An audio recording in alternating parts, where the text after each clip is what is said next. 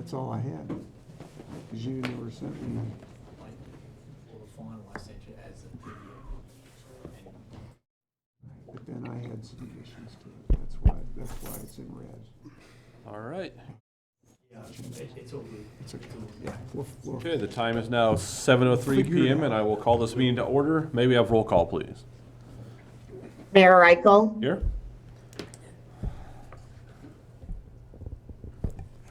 Here? can you hear me? Yes, here. Okay. Mayor Pro Tem Knott, Here. Trustee Britnall, Here. Trustee Clausen, Here. Trustee Flores, absent. Trustee Hanneran, Here. Trustee Seifert. Here. All right, may we rise for the Pledge of Allegiance and a moment of silence. I pledge allegiance to the flag of the United States of America and to the republic for which it stands, one nation, under God, indivisible, with liberty and justice for all. All right, be seated.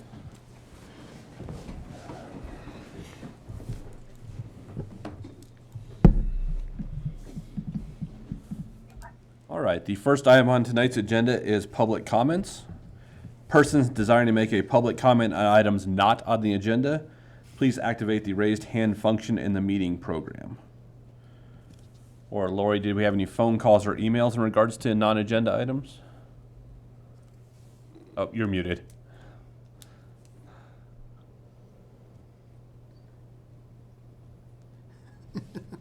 I apologize. We do not have any. Okay, thank you.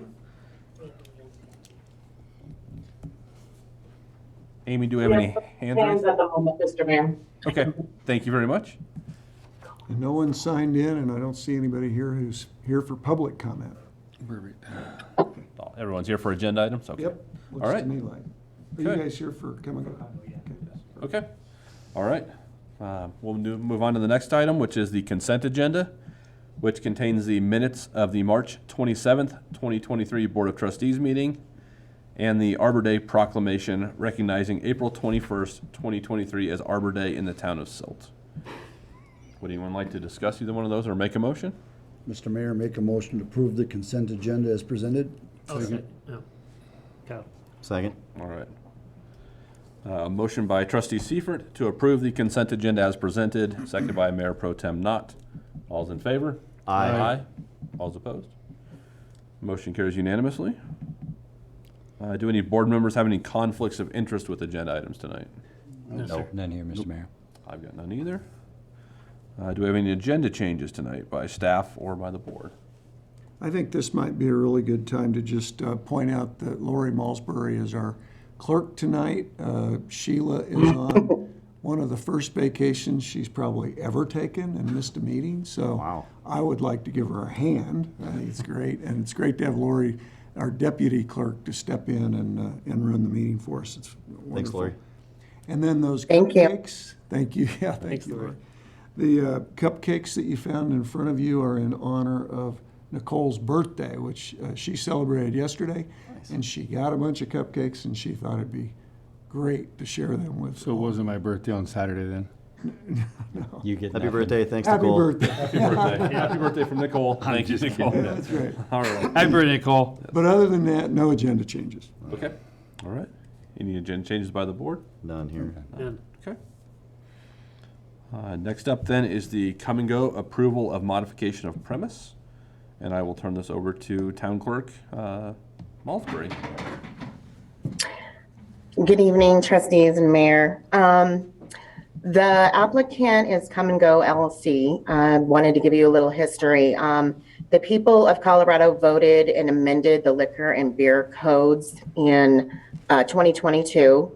As of March 1st of 2023, anyone holding a current fermented malt beverage off-premise license, those licenses were automatically converted to allow wine to be sold on their premises.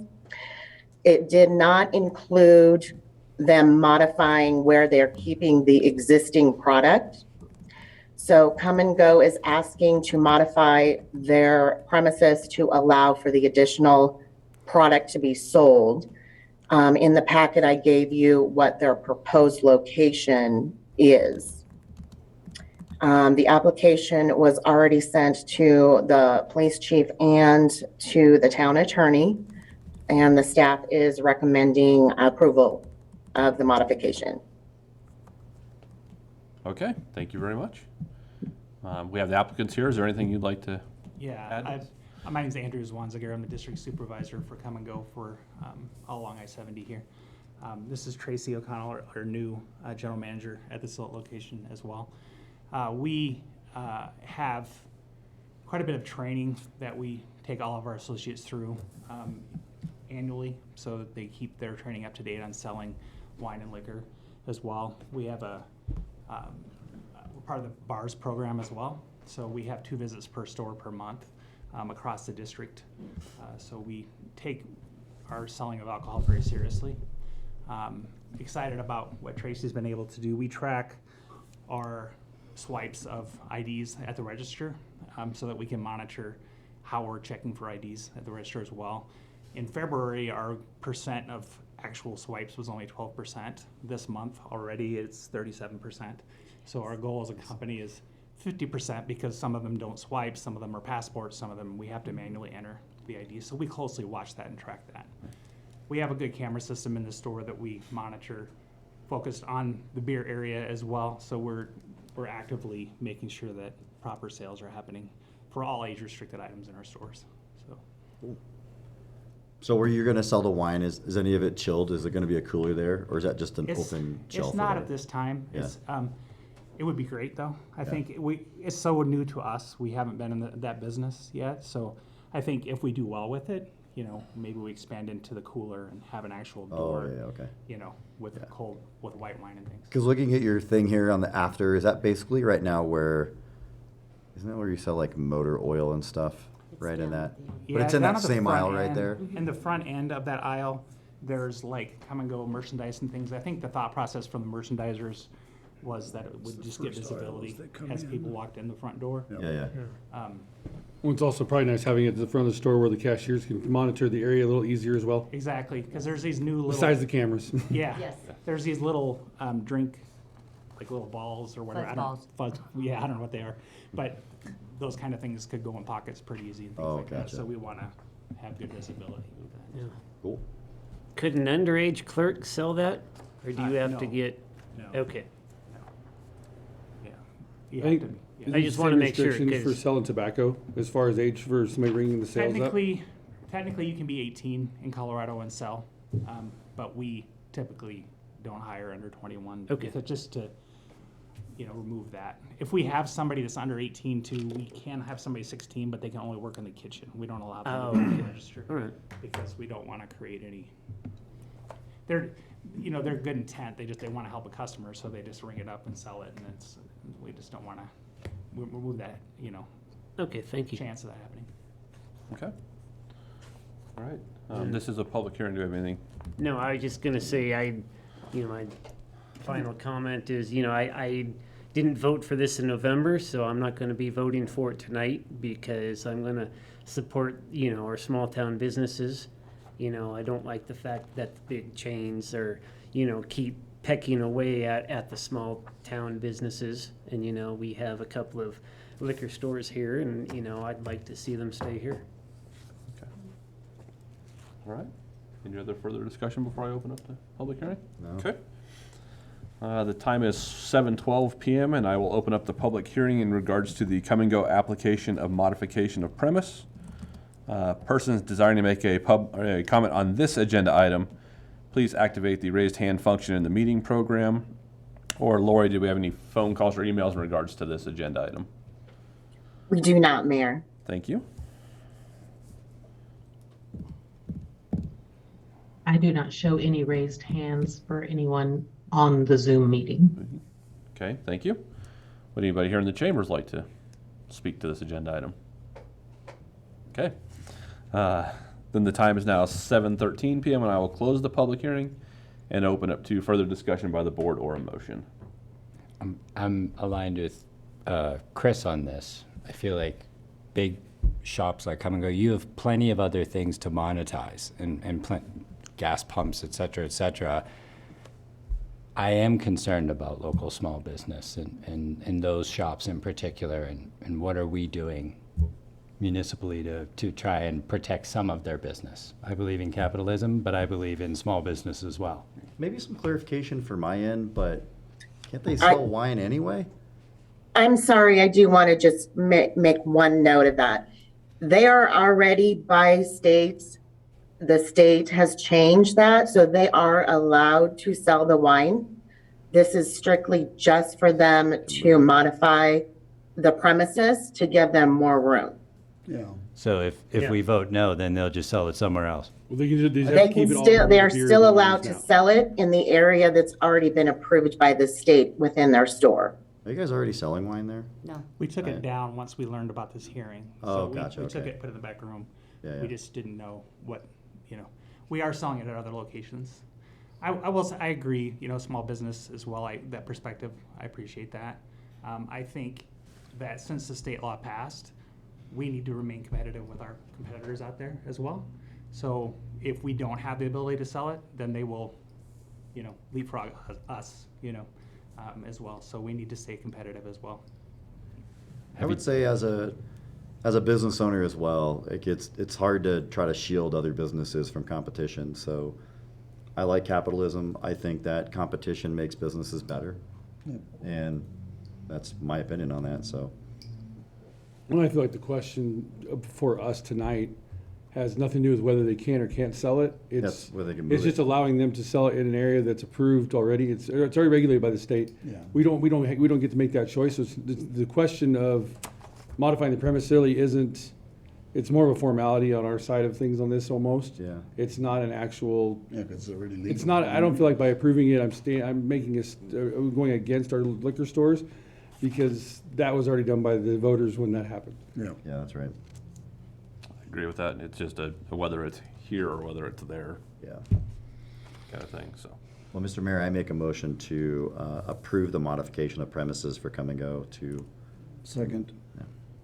Okay. Motion by Mayor Pro Tem Not to approve the modification of premise for Come and Go, seconded by Trustee Seifert. All's in favor? Aye. All's opposed? Nay. Motion passes 5-1. all right, All thank right. you very much. Yep, thank you guys for coming You in. guys have a great night. So much.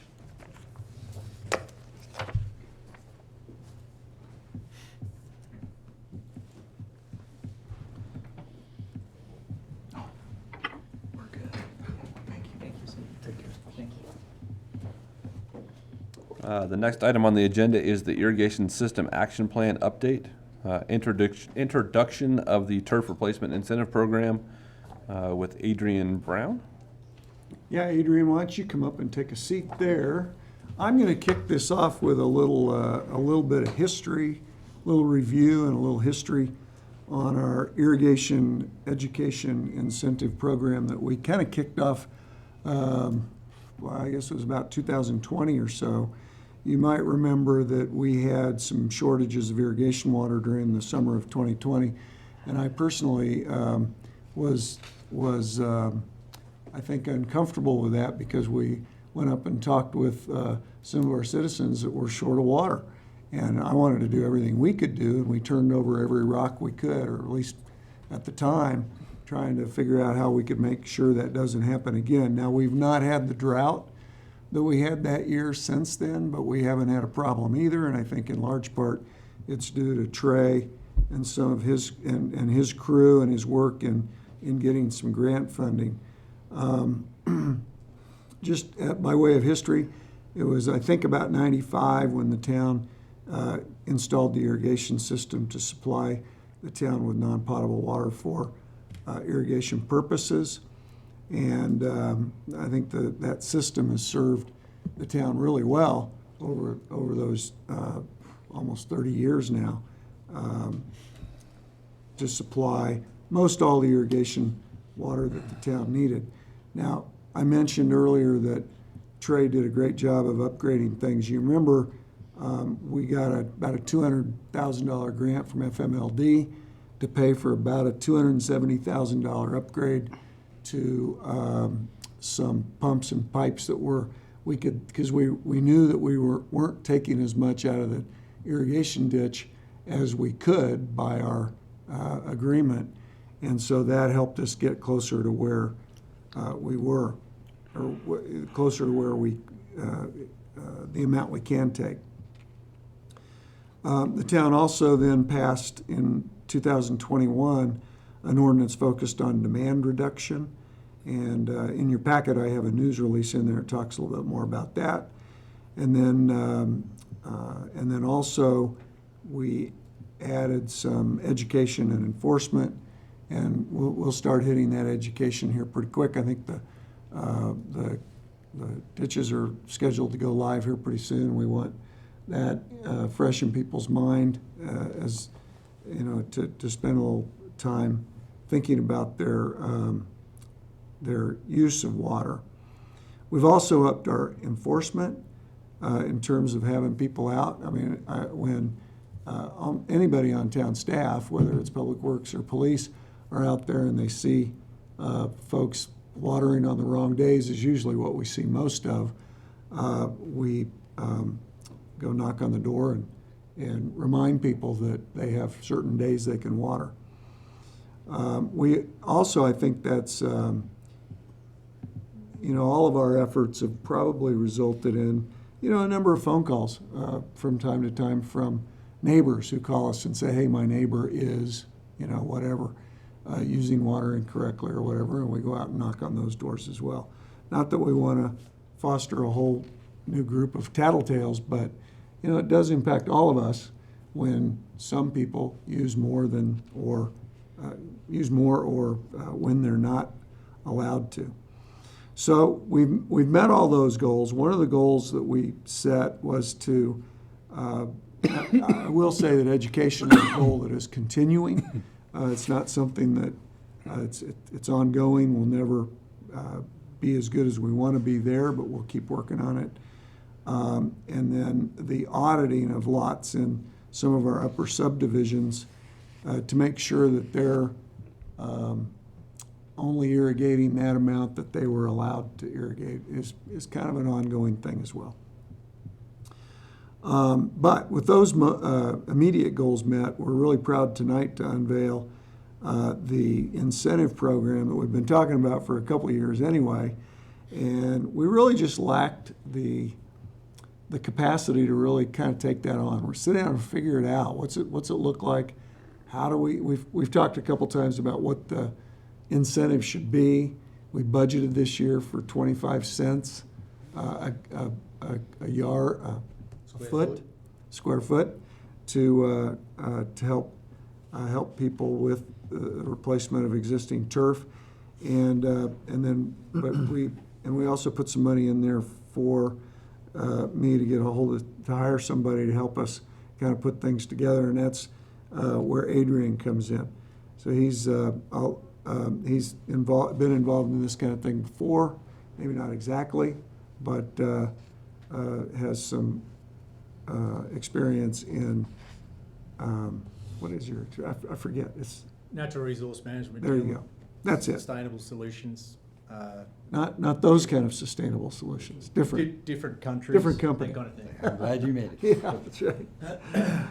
So I'm going to turn this on to over to Adrian to talk a little bit about our program, and then we'll hope to save a little time here after 5 to 10 minutes. We'll save some time for the inevitable questions that will probably come up. So, How do I let him know about changing?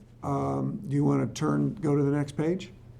Please, Okay, just Sure. say, go to the next page. go to the next page. There you go, right there. So, gentlemen, I think you've all got your presentation that you've had a look at. I'm hoping that. So, TRIP, it came about looking at 3 or 4 different locations, probably more than that. Turf Replacement Incentive Program.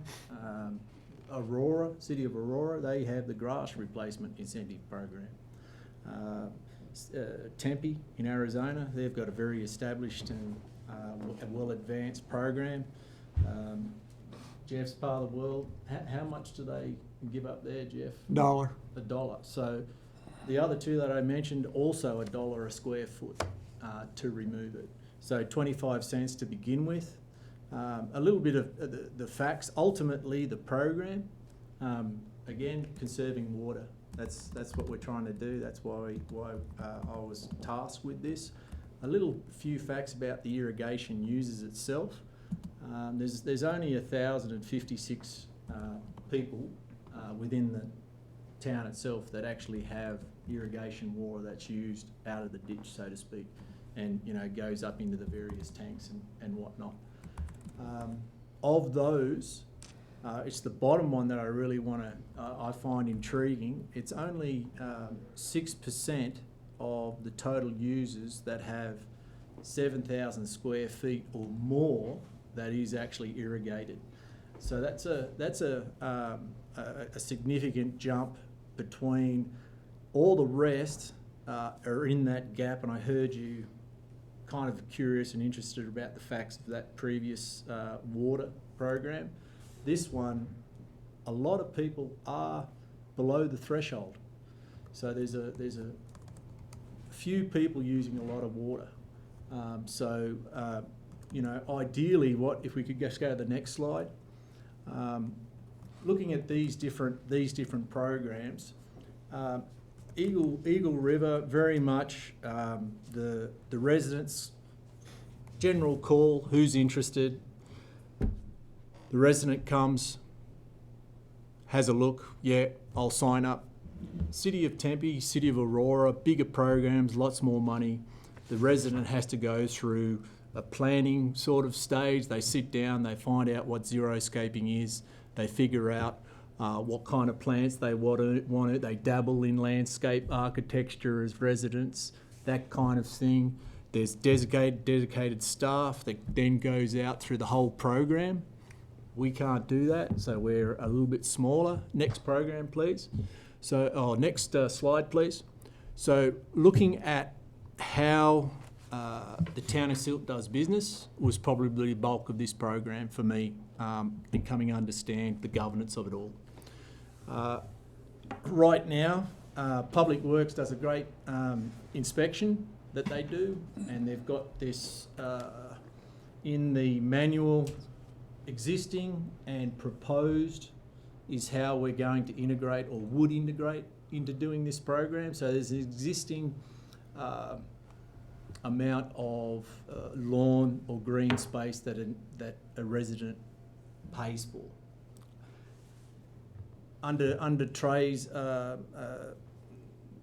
paddock, I'll call it, there's someone that goes out and measures, yes, this was all accurate. It goes in, and this keys in with what Jeff was saying about the audit that's already in existence. So there's nothing new there for the city.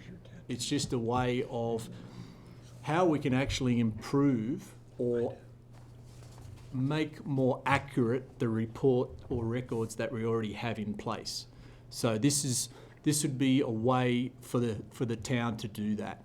And then you've got the process. Right now in Nicole's paddock, you have the application and the existing and the new.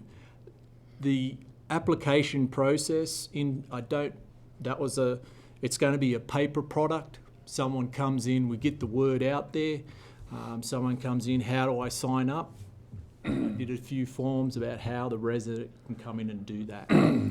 So how this is really going to be paid out is under the utility, and this comes into Amy's side of things. So you can, when I first talked to Jeff about this, it was where my thinking was, it was just going to be a cash injection into the pocket of the resident. I wasn't really thinking credit, but I think it's a great idea, and that was something that Nicole and Amy thought would be a good way to go. Very easy to integrate under governance. It's just a straight credit onto your billing system for that side of things. Not a great drama there either. So we could either cut a check or get a credit on your bill. That's how it would ultimately be paid out. If you could go to the next slide, please.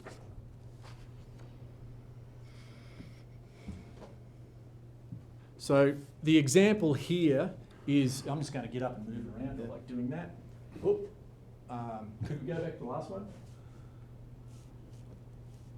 Oh, yeah, go up Incentive to the payment. next slide. No, other way. So we're going down 2. Right there. Yes. So the incentive payment itself. So here's this resident. They've got existing 7,000 square feet. If someone comes in and they say, I would like to remove 2,400 square feet. So it's just a simple arithmetic. You come out with 2,400 square feet divided by 25 cents. Hey presto, $600. That's just, we came up with a minimum, so $500. You've got to get $500 to get that base rate to make it worthwhile. If it just seemed to make sense to have a base rate, 2,000 square feet, pretty easy. There's no rocket science. That's easy to change. It's the idea of the cash, the check, whether or not it's the resident that decides that. Oh, I'd like to put that on my credits, and it's just a little checkbox on the paper that they do. So at that stage, I'm just going to say, gentlemen, I'll just hold it there before we move on. This is a pretty key piece between this one and the previous slide. Are there any questions there about any of that at this stage? I think the way it's paid out's fine. My initial thought is I wonder if the amount's too low, like the 25 cents. It seems pretty minimal, you know? Like, I get that we want to conserve water and people can save money on their water bill, but maybe what they would cost in changing out their grass to xeriscape, it's not cheap. Well, there, two things. Well, I'll just say one thing. They're not going to. There may be a few that might come down to the 3,500 square feet, right? But but 3,500 square feet is the bottom. So everybody at 35 or below pays the same. That's the code, yeah.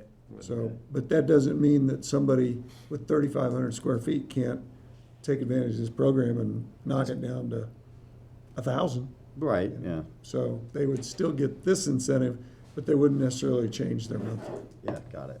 Okay. And ideally, looking at the program, ideally you want to work with those 64 landowners that are already, 7,000 and above. Yeah. That you really want to go knock on a door and say, hey, can we work with you on this? We're also aware that the state has a program this year that, and we haven't really looked into it unless you have, Adrian. It's one of those, the state looks favourably upon having a program in place. That's what it was. That's And right. it's more likely that you're going to get the next round of granting because they're going to say, well, what have you got? What are you doing now? Well, you got to show here's our for it. program. Yeah, okay. And there's So no- we could increase it next year. and there's nothing to say that you could go back and say, okay, here's an extra. I'm just thinking of, the 6% of people that have over 7,000 square feet of irrigated space. I'm just gonna assume they like all their nice green grass that's fluffy. And unless they're really interested in conserving water, they probably would have reduced it already. Agreed. So to get an incentive of $600 and to lower their water bill, I don't know that you're gonna move those top water users. That's the only reason I thought maybe the 25 cents was a little Yeah. too I low, mean, but I that's, think my yard is like 5,000, whatever, but 2 years ago, I went to low flow irrigation heads. My garden, I went to drip system and it stays the same, so I've cut down almost 60% of use of the water, so to me, it's not gonna change much, but I'm just saying, there's other ways of doing it too, and I think you're right, those are gonna do it.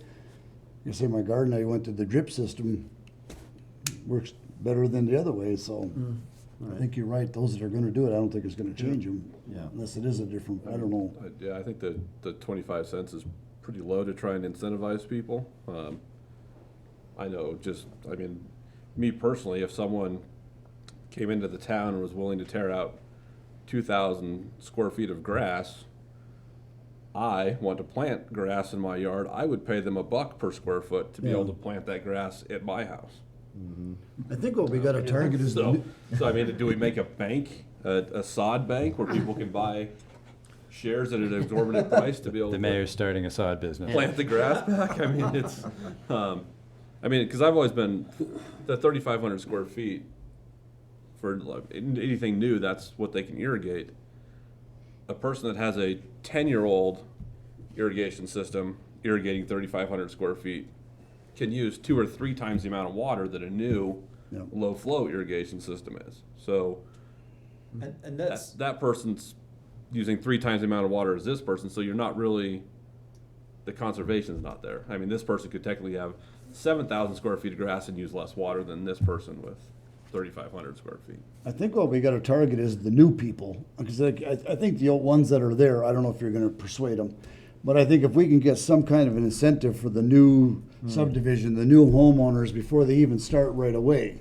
Well, that's a good point, right? Well, it's Well- all new construction, 3,500 square feet is all they can put in anyway. for turf.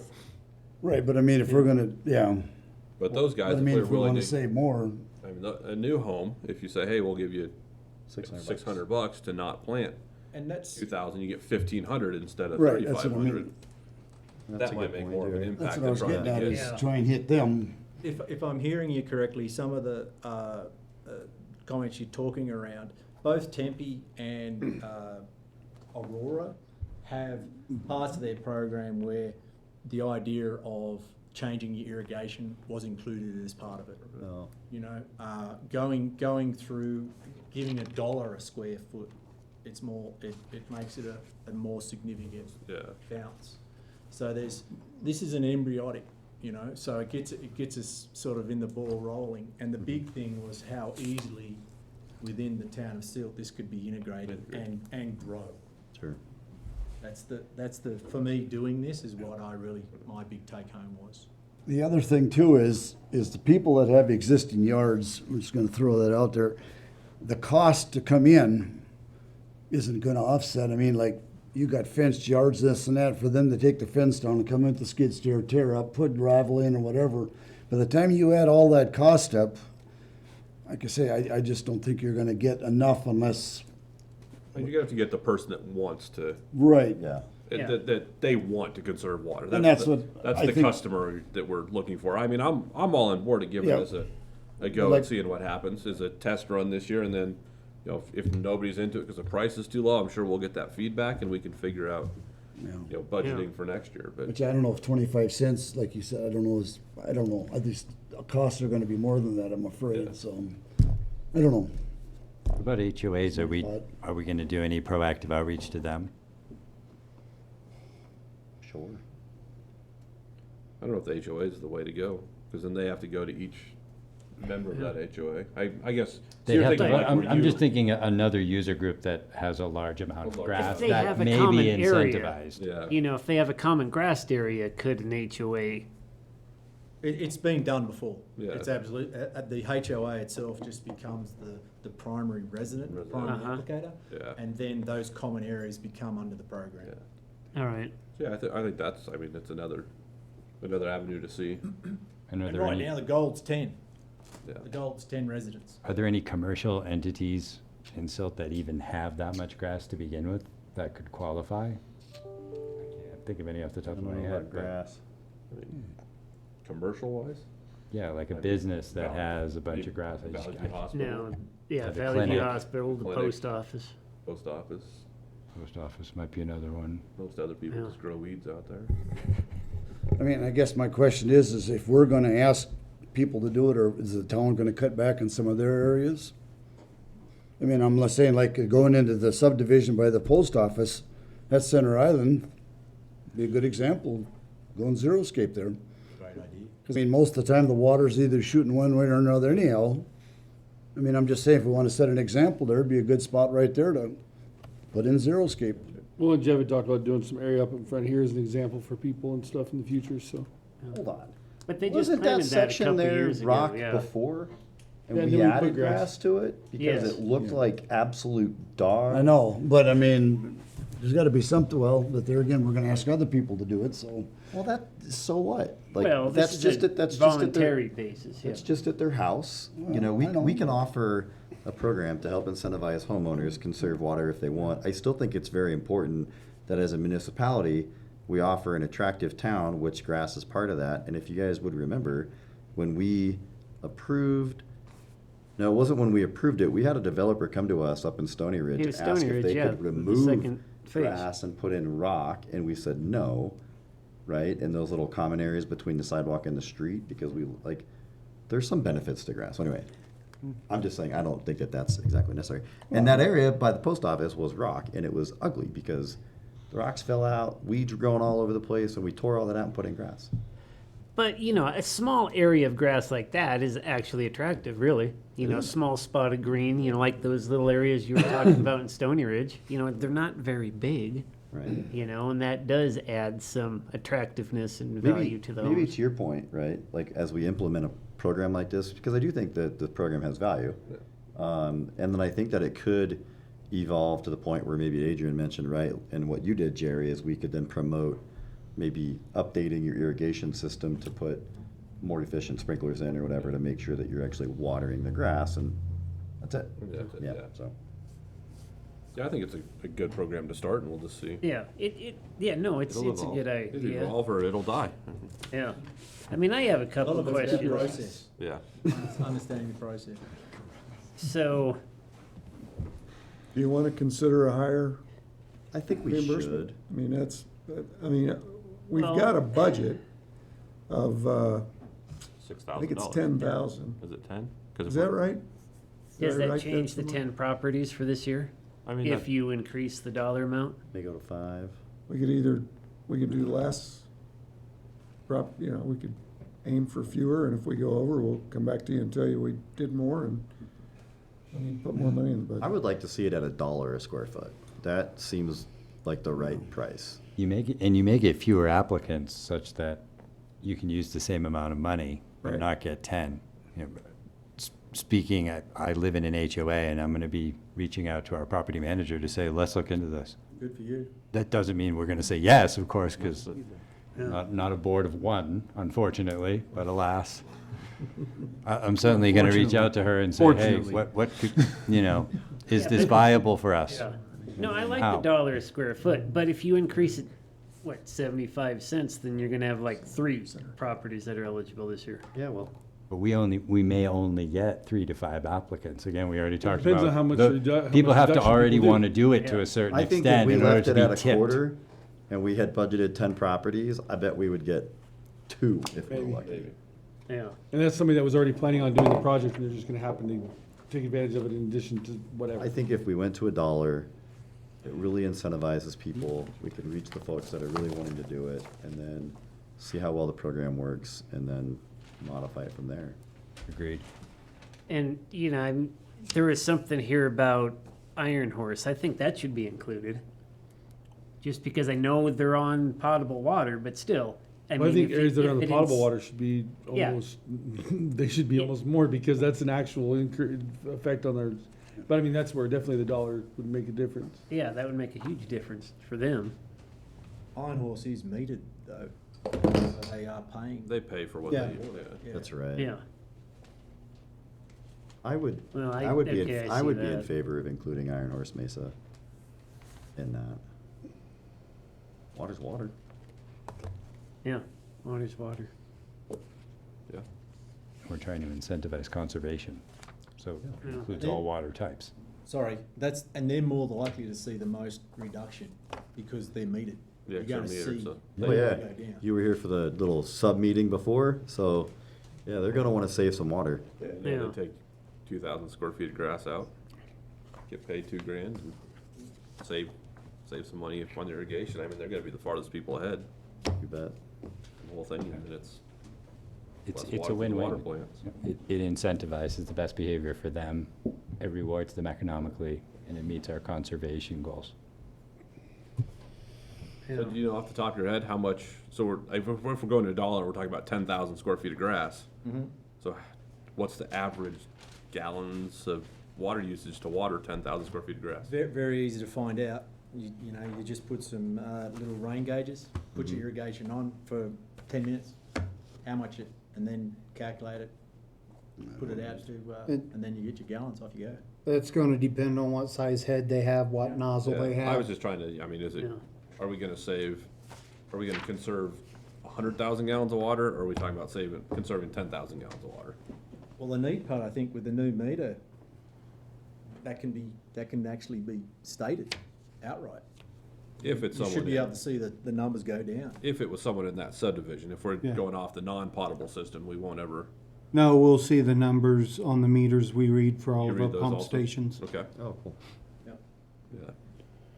Plus, I guess it's gonna vary year by year, how hot it is, how much rain we get, so, Yeah, it's yeah, weather's gonna play a factor, yeah. for sure. We did have a good, I mean, we had enough water, right, all last irrigation season? Yeah, So if we have water all this irrigation system, we should be able to get some comparison numbers. Between, so, But I wouldn't say in the first year. I mean, yeah, To be, you know, right. to be real. To be real, yeah. Yeah. No, I mean, especially knowing, unless 10,000 square feet of grass comes out this weekend, Right. then, yeah. Yeah. So, So we're Yeah. saying changes wise is we want to change it from 25 cents to $1 a square foot. And we want to take out the restriction that they have to be on the irrigation water service, and it's just anybody within the town of Silt. Yeah. well, Stony Ridge, they have their own irrigation system. Yeah. And they control their own water and the whole irrigation system, so is that, I mean, do you wanna leave it open to them as well? Because their irrigation system is not tied in with the town whatsoever. Yeah, they get their own water. So Yeah. They have their own, Yeah. they have their own water rights. I would say leave them out of it until or if the town ever takes over that irrigation system. Yep, I You agree know, with that. then offer it at that point. That makes sense to me. And then I had a question here. So Areas, anybody that waters their yard with town-operated water systems, because that would cover that, correct? Yeah, yeah.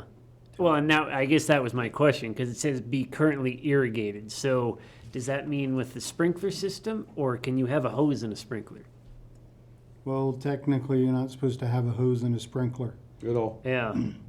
No, I know, but you know, I have neighbors that do it. But anyway, you know, I'm just asking. Well, if it's hooked up to the irrigation system, you can have a hose and a sprinkler. Okay. You can't run a hose and a sprinkler off domestic Oh, water. yes, and they do. Okay. They use the irrigation system. I just, you know, didn't know if that meant, you know, hose or irrigation system. In research, part of other programs were actually putting in irrigation meters. And that was part of the program, so you could see the reduction in your water. And then there's the cost of the meter and installation yeah. and maintenance and billing. Well, you only know then, we don't bill based off of irrigation usage, so it doesn't change that, so there's Yeah. not. And if we haven't been metering it before you change, put in the thing, if you put it in afterwards, you really can't tell how much you reduced it, because you just know how much you're using now, not what you're using before.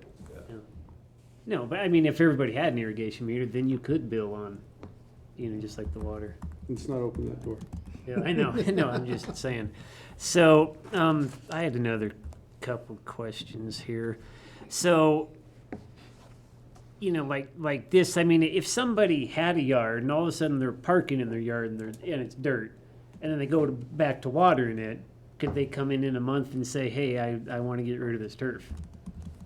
I mean, could somebody try to manipulate the system that Part way? of the program as it's currently written is that it's got to be existing turf. Okay, Can't be bare dirt. Yeah. gotcha. All right. And it also says that if they take it out, if you get the rebate and then you put grass back in later, you lose that rebate. You charge that rebate back on, you have to repay the rebate that you're given. Yeah.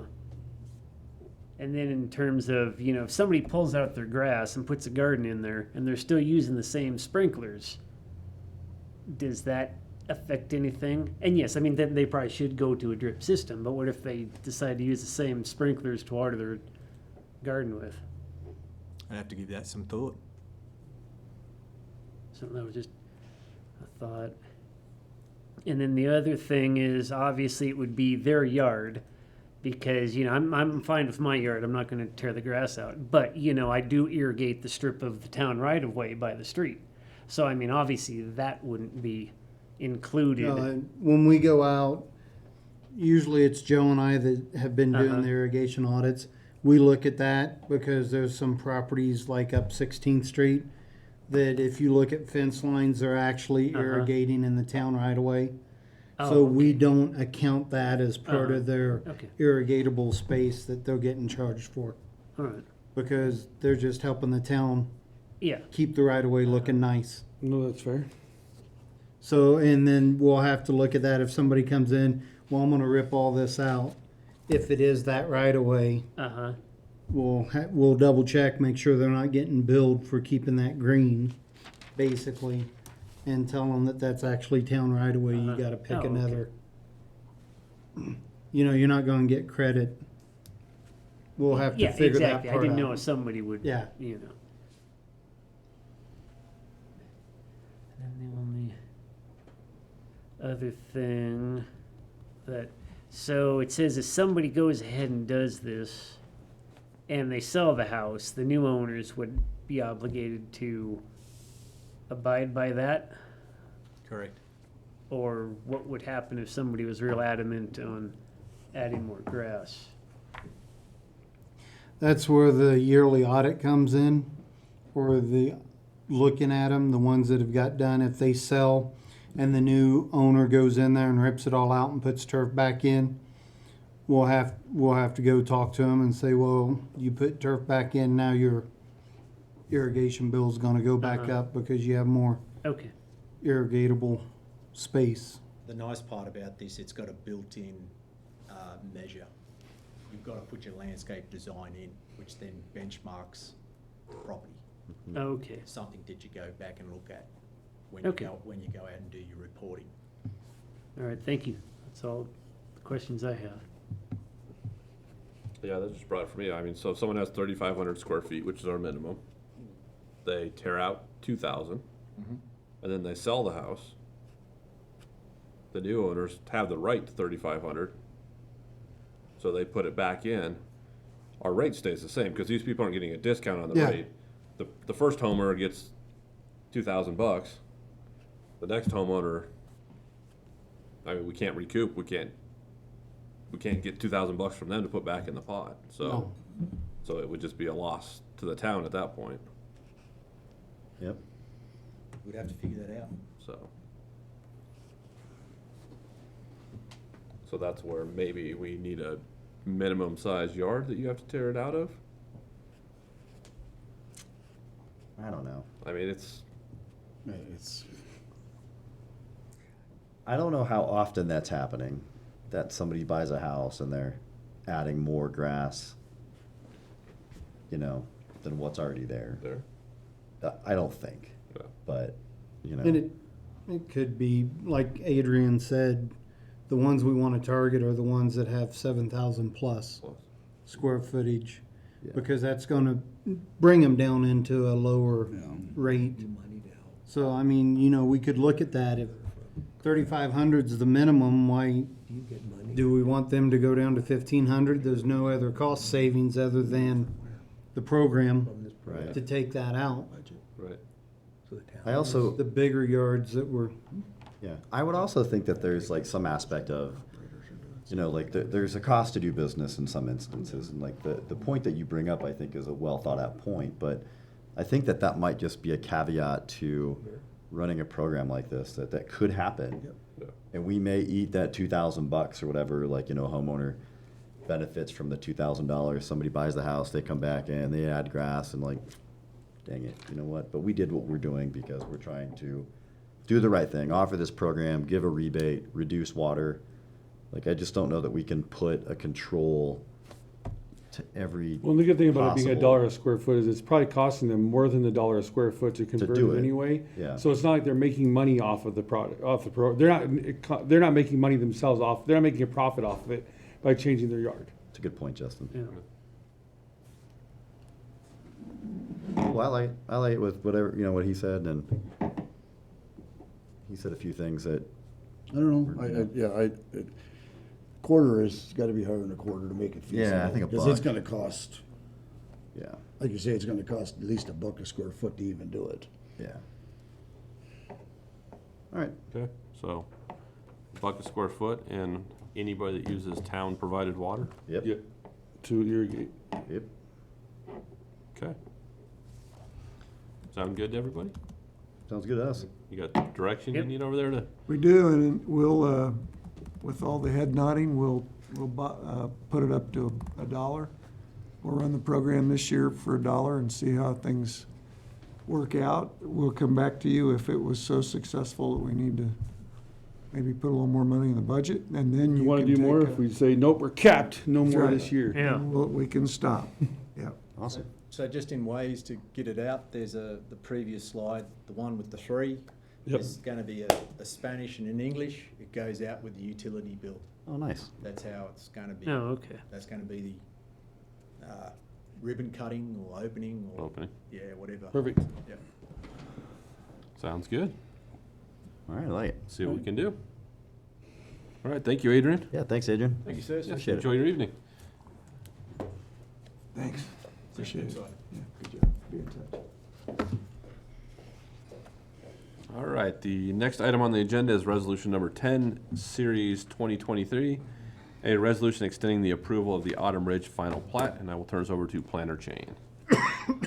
Thank you, Mr. Mayor. For your approval tonight is Resolution 10, and this would give Autumn Ridge until June 1st to record the plat and take care of all the conditions. We've had a previous extension. That extension was until today. And I've been busy, Derek's been busy, the weather's been cold to go out there and do any work and traipse around. And we all need a little bit more time. So I'd recommend that you approve Resolution 10, Series of 2023, and that would provide a June 1st date to get the subdivision recorded. Yeah. I mean, have they done any work toward this deadline so far, or no? Physically, out in the field? Or any of it? No, we've talked about what they need to do. They need to transfer the property to the LLC and that kind of stuff, but most of that has not happened. Okay, I just wondered if they're making progress toward getting this done. I know Derek has arranged everything and is ready to go, but when I get the plat from him, I also need to send it to the county, and I wasn't gonna give it to the county Okay. for 2 days review. So, this is sort of from everyone involved. Okay, thank you. Mr. Mayor, I make a motion to approve Resolution Number 10, Series 2023, a resolution extending the approval of the Autumn Ridge final plat to June 1st, 2023. Second. All right, motion by Mayor Pro Tem Not to approve the resolution, approve resolution number 10, series 2023, a resolution extending the final approval of the Autumn Ridge final plat to June 1st, 2023, second by trustee Britnell. All's in favor? Aye. All's opposed? Motion carries unanimously. Oh, I didn't put myself up there. They didn't see me. All right, next up is the first reading of ordinance number 1, series 2023. An ordinance of the town of Silt, Colorado, granting a cable system franchise to Comcast of Colorado. And I will turn this over to our attorney. Hello, board. Can you hear me? We can. Yes. Okay, nice to meet you through a television screen. The town has been working on this franchise agreement for over a year, from what I could tell, looking through all the notes. And then it's also been continued for several months after it was noticed. Part of that is just connecting with the Comcast representative. But as far as the franchise agreement goes, one benefit my firm has is we represent several municipalities. And so we're able to see what other franchise agreements look like. We also work with Colorado Municipal League, and just to make sure that we're getting what everyone else is getting and that we're using a standard form. I see Andy there. Andy, good to meet you on this screen too. So the franchise agreements, you know, that are sometimes in place for 10, 15, 20 years. So as they come around, laws have changed, systems have changed, and communities' needs have changed. A lot of cable is regulated at the federal level. so there's only so much we can do. The agreement that you see is 50 pages long. There's a lot in there, but I think it's just what it's just what everyone's getting right now. I think you all met Jolie in my office last summer. She was kind of an expert in this area, and so she did a lot of work on it and making sure it was up to date with all of the neighboring municipalities and in the state. So we provided a memo just kind of showing you a lot of those little tweaks that we made. Jeff had negotiated some fiber extensions to town buildings, and so that's in there. And I think we're about ready to adopt this. Andy, do you have anything you want to add? Well, first of all, hi, everybody, and I apologize that I'm not able to be there in person tonight, but did just want to thank Jim and Jeff in particular for the work through all of this. I know it's taken us a little while to kind of get through all of it. And I also do want to, Jim, thanks for mentioning Jolie, because Jolie was really critical in kind of putting all this together. She and I worked together for a while on this. So appreciative that we could work through all the details and get to an agreement, I think, that works for both parties. So just appreciate the consideration tonight. But also happy to answer any questions if folks have them. Okay, anybody have any questions? No. I do not. I do. All right. Go ahead, Derek. Question about there's a comment in the agreement about construction material for the town being provided by Comcast. I'm guessing that's conduit? Jeff, you want to speak to this since you handled that part? Well, or Andy could, but I'll go ahead, Andy. Yeah, I'm happy to. What we worked out to do this return line is just, I think, a pretty good cooperative solution. The town, Jeff mentioned that the town could do the actual work of trenching between the two buildings. We're going to take care of the conduit, the vaults, and the line. Part of our responsibilities under the franchise is to maintain any existing or new return lines. If the town were to adopt additional or look for additional return lines, one of our obligations under it is to maintain it. But for the purposes of getting the town center connected, the town's going to do the construction. We'll provide the materials, and we'll get the building connected. And other parties will have access to that conduit as well if they need it at some point in the future? No, this is the return line specifically for your PEG channel. So this is not it's not additional access. This is one of the key provisions under the franchise is our ability to sort of distribute, let's put it this way, the town provides the signal, and in this case we're actually upgrading. We're going to move to an HD signal after the 3rd anniversary of the franchise. But what we've got is a dedicated line so that both from Town Hall and from the town center, we'll be able to direct that signal directly to our head end for distribution on our system. So what this is really, it's an extension of the PEG return line. But the conduit itself, who owns it? The conduit would be ours because we'll be maintaining that as part of the PEG return line and distributing your channel. So if are you thinking last mile fiber? Is that kind of where you're going, Trustee? Yeah, I'm thinking about so this is just a third party wanting Comcast. access to the conduit.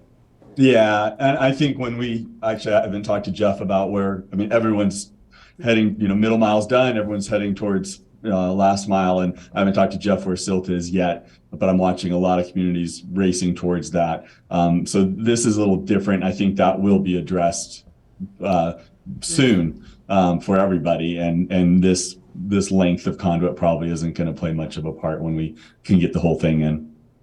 And this conduit is just going to go from town hall to the town center. So we have better service at the town center. And to the library. No. Oh, I thought the library was involved in it also. Wasn't that in the documentation? Yeah, I thought it was the town center and library. No, according to Jeff, what we agreed to in the document was just town I center. might be wrong in my memo, but I'll look. You guys can. I'll look. Yeah, based on the discussion we had, it was just the town center. And then the other thing I want to just clarify too is this, just a reminder that the franchise only addresses provision of wireline video in the community. So it doesn't really have anything to do with internet or phone or anything. This is, relative to the Cable Act. It's kind of older law, but it still exists, and governs the provision of cable video. And so in this case, again, what we're doing is we're connecting the town center to enable distribution of the PEG channel. But also what we heard from the town was you want the ability to be able to have, I think, the town center as kind of a carryover space if the main town hall was full, but also to enable interactivity from that location if people want to participate in a hearing like this one or town meeting or others. But again, the purpose of the return line is specific to video, specific to the distribution of the town's channel.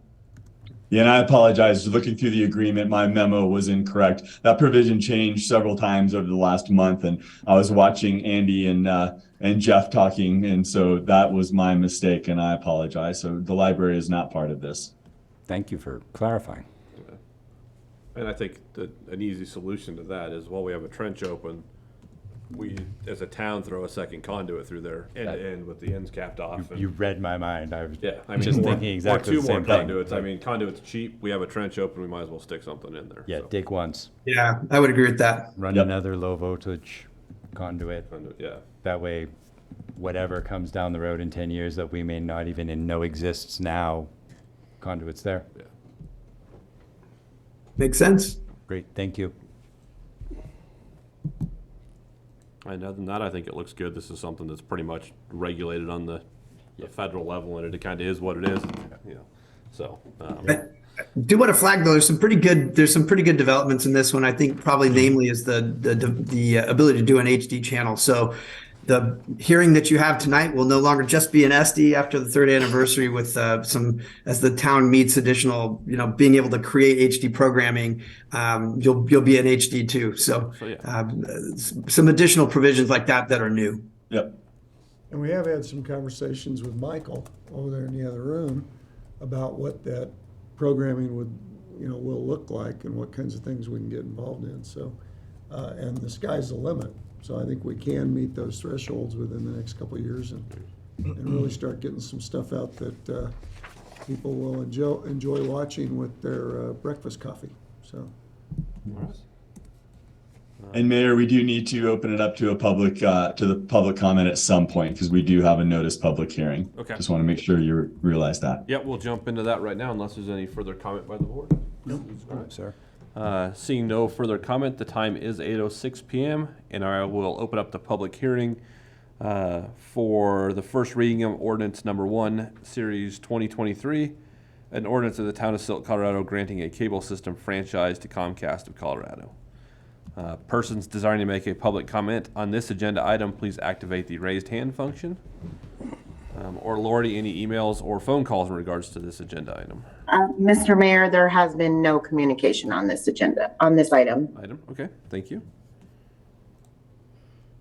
I do not show any raised hands in the waiting room. Okay, thank you very much.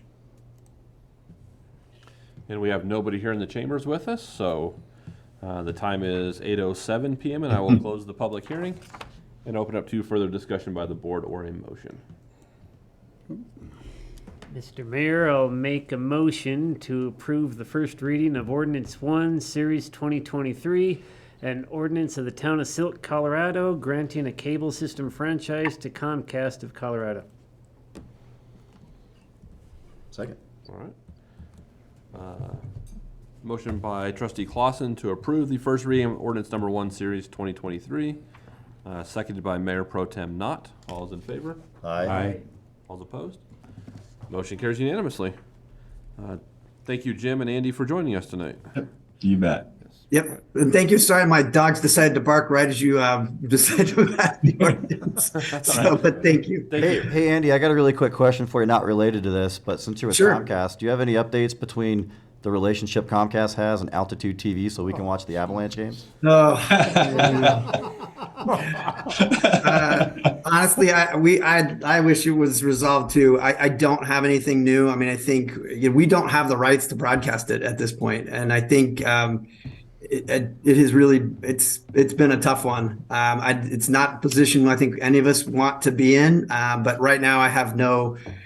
I wish I had better news. I wish I could say we're getting close, but it's just not there. Darn it. I think it's a variety of challenges, but at the end of the day, they have not granted us the right to be able to distribute. So that's where we are. Thanks for updating us. So on the report form I see here, we can chalk up one complaint. Fair. All right. Thanks. Fair. Duly noted. Duly noted. Thank you, Andy. But I did want to say, Jeff, if you can, feel free and to share my contact information for any and all things Comcast. I'm your contact. So if there's constituent issues, construction, just let me know. Back yet? If I can get Andy's email, that'd be great. Please do. For Please one do. of you. All right. Thank you, All right, guys. Andy, thank you. Thanks, everybody. Thank you. Next up, resolution number 11, series 2023, a resolution extending the approval of the Camarillo Phase 2 final plat. And we will turn this over to Planner Chain. Thanks, Mr. Mayor. The town, a little over 6 months ago, or about 6 months ago, approved Resolution 19, Series of 2022, approving the Camarillo Phase 2 final plat and reinstatement. And one has 6 months to get everything in order and ready to record. That day is tomorrow. They need more time. The banks are, their qualifying is a bit harder, whatever the steps you are. They have a letter in there saying they're working on it and they'll provide the letter of credit, but it's not here yet. And there's also some work to do in the covenants. This is one that people are trying to push through and get ready. The applicants hope to get into the ground within the next couple of weeks. We gave them until June the 13th, just so somebody would not have to come by and get another extension. But this is one where we're all working to move forward. I want them in there. They want to be in there, in the ground, that is. And that's sort of the status right now. So I'd recommend that you approve Resolution 11, Series of 2023, granting an extension for recording the Camarillo Phase 2 plat until June the 13th.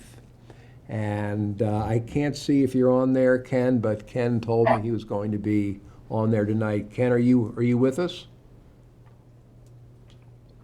We do not have a Ken listed, but there is a telephone that just Okay.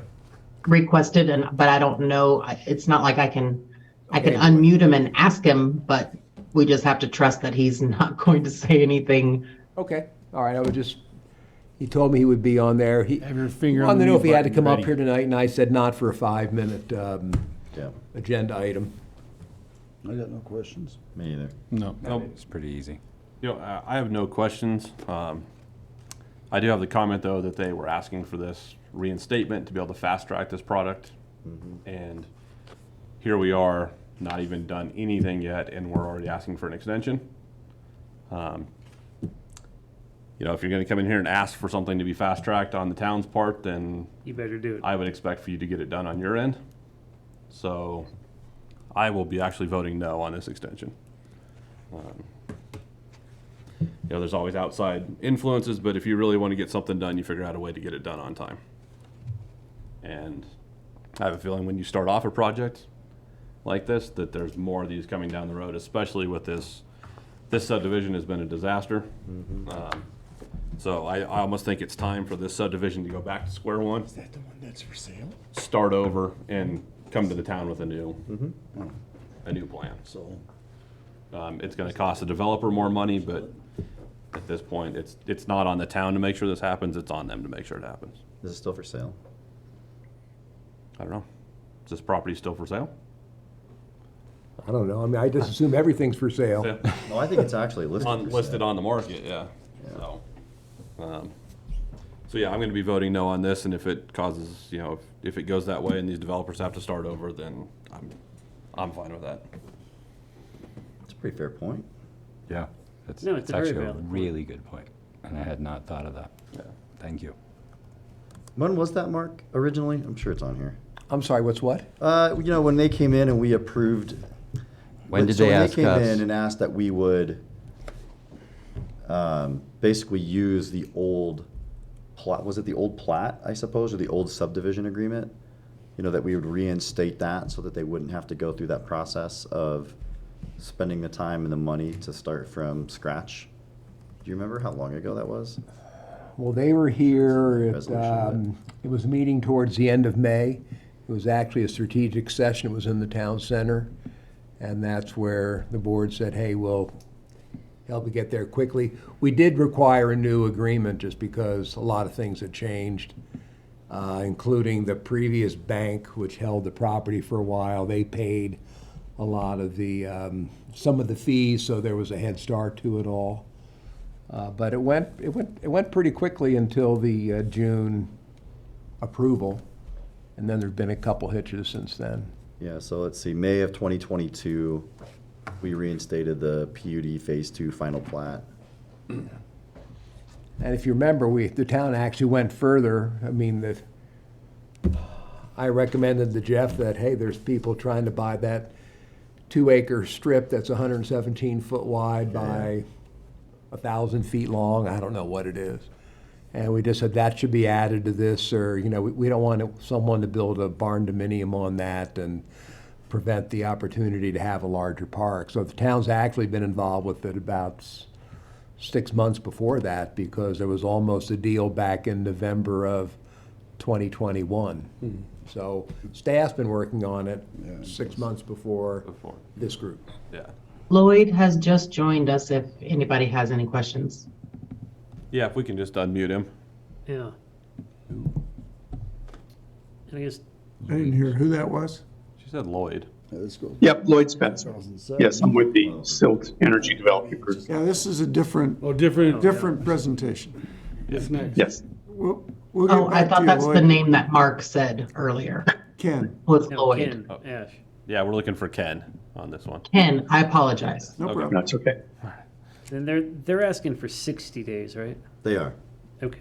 Well, I just wanted, I threw out June 13th because everybody wants to get it quicker, but if there was another hitch and it was going to be till May 10th, I didn't want to come back to you again. I just said June 13th, and if you're ready in a week and everything's in order, let's get going.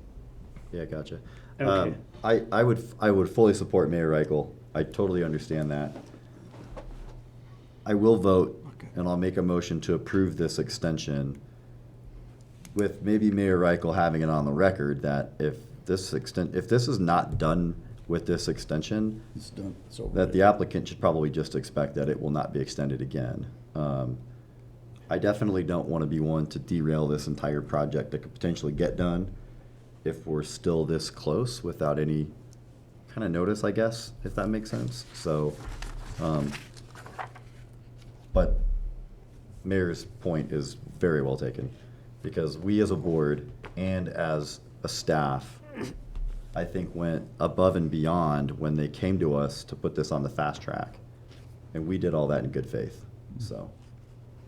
Well, I agree with that. I That was definitely gonna agree with my this will be the comment. last extension that they'd be given, and after this, it'll be a start over. I mean, yeah, I think it should be well noted, just based on this conversation, that, And I like the idea, though, that this gives them that notice versus just all of a sudden having the rug pulled out from underneath them. I think so, So that's, yeah. I appreciate you bringing that up, Mayor. That'd be the only way I'd vote yes this time. I think this would be it, be the last one. I mean, really, just discussing it, they can take notice of that and then, so, Yeah, it does. It puts them on notice. Don't do it again. get it done. It's a bit of a reprimand, but not killing the project in its entirety. Correct. Just time to get it done. But Yeah, that I seems, that agree seems with- fair. both Mayor Reichel and Pro Tem Mayor Knott in their comments, you know, and yeah, I don't want to necessarily derail it at this point in the game, but if they asked for it to be fast-tracked, then, well, they got to hold up to their end of the bargain. Yeah. So, Mr. Mayor, I make a motion to approve resolution number 11, Series 2023, resolution extending the approval of the Camarillo Phase 2 final plat to June 13th, 2023. I would second it. Right. We have a motion by Mayor Pro Tem Not to approve resolution number 11, Series 2023, a resolution extending the approval of the Camarillo Phase 2 final plat to June 13th, 2023. That motion was seconded by Trustee Britnall. All's in favor? Aye. All's opposed? Nay. Motion passes 5-1. All right. Thank you. Thank you. Next up, we have the first reading of ordinance number 2, Series 2023, an ordinance of the Town of Silt, Colorado, approving the sale of town-owned property located at 1555 River Frontage Road, north of the Holiday Inn Express, and property unneeded for any governmental purpose. And I will turn this over to Administrator Lehman. I'll tee this up real quick and then I'll introduce Jim New, and I think we do have one person. Lloyd is probably here for the, to represent the potential buyers of this lot, but you'll recall in our last meeting on March 27th, we introduced this topic. I think Joe Carpenter may be joining us tonight too. You'll recall that we had a full price offer on the town-owned property at 1555 River Frontage Road for $299,000, which is a price we set last July when we renewed Mr. Carpenter's listing of that property. Mr. Carpenter introduced the potential buyers of this property last time. I think I said April 10th, but I meant, I just noticed that on March 27th, it was our last meeting. And they presented this PowerPoint document on what they expected to use the property for. You'll recall that the whole reason the town owns that property in the first place is to develop a sales tax generating business. And that was part of the conversation that we had after the presentation with the board. Board directed me to go back, work with the attorney to come up with some language that would really, that's what I'm looking for, push the buyers into that option of creating sales tax for the town. So with that, I'm going to let Attorney Jim New talk about the option, actually the contract in general and the option that he created for that. Jim?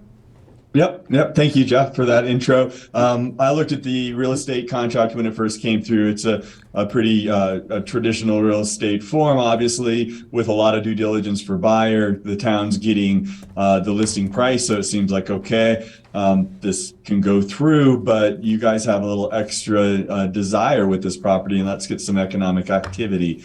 I think we'll give, if the buyer wants to talk about what their development proposal is, I think we can give them that opportunity. And then, so that's its own, at your discretion. If this seems like a development that makes the most sense there for the town, then we can move forward with this real estate contract. They can do their due diligence. And if they don't find any objections, and they close on it, but then the next piece is how do we make them actually build it? I've represented towns for 25 years and they've sold property and then it turns into a parking lot or it just sits there. So a good remedy of that, and we thought through a few different ones, but I think one that works really well is it gives the town an option to buy it back. And if they don't construct what they're saying they're going to, or at least pull a building permit in a certain amount of time, pay all fees, water and sewer taps, then the town has the option to buy it back at the purchase price. So that takes away any speculation. So the way this deal works, they said they'll be under construction in 180 days. So if this all moves forward 180 days after closing, if the developer hasn't pulled a building permit and started building it, then the town has an option, but not an obligation, to buy it back. And then that option stays in effect for 2 years. So it's, maybe the town wants the money at some point, and maybe it's a future board, but the option is there. It's legally binding, but it doesn't make you buy it back if things change between now and then. So that's attached to the real estate contract. It'll be signed at closing if everything moves forward, and if this is approved by the board. All right. All right, thank you for that. Mm-hmm. So we did have Lloyd with us, so does anyone, I'd like to hear from Lloyd. Yeah. Yeah. If we can unmute Lloyd real quick for us. There we go. Yep. All right. Here we go. Thank you very much. Certainly wanted to, speaking on behalf of Bob and the Astra team, it's a great pleasure to be able to work with you on this, being able to bring alternative fuel and really a potentially thriving business to the area. We think it will have a significant benefit to the community of Silt. But if you have any questions of me in terms of, I'll do my best to answer those and represent the Astra team. I mean, this is Mayor Reichel. I do have the question that the main goal of this property is to generate sales tax. And by the way, Bob Schweitzer is available, so he is online. Okay. I just want to know if you guys have any estimates on what sales tax generation can be, because I'm looking at the uses that are listed here, and I don't see anything that's going to be a giant sales tax generating business. That would be a good question for Bob, because I know he's done the modeling on that. Okay. Okay, this is Bob Schweitzer. Can everybody hear me? Yes. Yeah, we can hear you. Yes. Okay, sorry about that. I was trying to get on here. That's so I'm Bob Schweitzer. I'm part of this the group that's proposing to purchase the property. And the issue of sales tax came up before, and the general discussion was that the alternative fuel station portion of the development probably wouldn't directly generate sales tax, but certainly the bodega, the convenience store, and anything else that has a point of sale register for,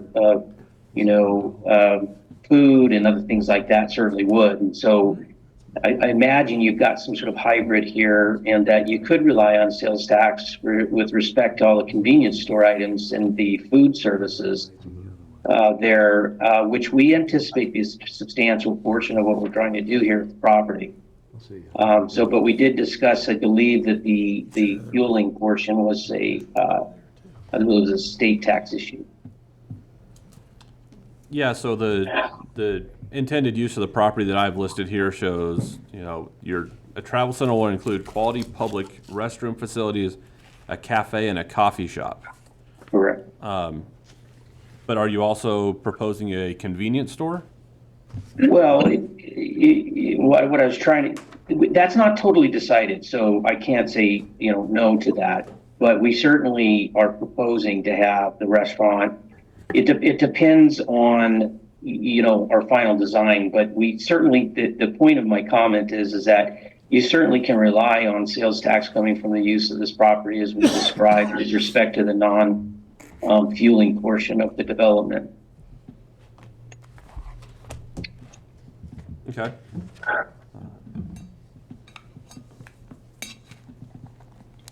And then this is Mayor Reichel. I have one more question for our attorney.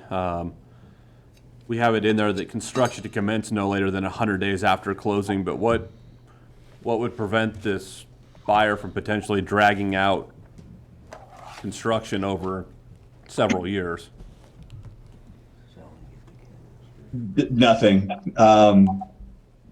The only way to fully protect the town, which is more complex than I would recommend, is having some type of reversionary interest that if they don't perform, then the town can claw it back. But if we went that far, they wouldn't be able to get financing. It'd probably sterilize the property. So I think the option agreements is good as you do. So you need to have a level of comfort with the development team and the project itself to some degree. So I think the option agreement's the best we can do. They could also go bankrupt after they pull a building permit and nothing happens. I mean, we've seen if you've all been around here long enough, we've seen a lot of stuff happen in the last 20 years. So no guarantees. All right, and then for Bob or Lloyd, is this a business model you guys have operated in another location, or is this a one-off idea at this point? So, Mr. Mayor, we have another project in the area. This would be the first plaza that we've done, but we are a solar developer, and we have another project that's, I'm not sure if you're aware or not, but we're intending on installing up to 15 megawatts of solar on the Charles Bar Springborn property. And so when we were made aware of this property here, we wanted to combine it in what we're doing in Silt. And this seemed to be the highest and best use of this property, given what we're doing there. No, this is our first plaza. We're professionals that have been involved in real estate development for a number of years.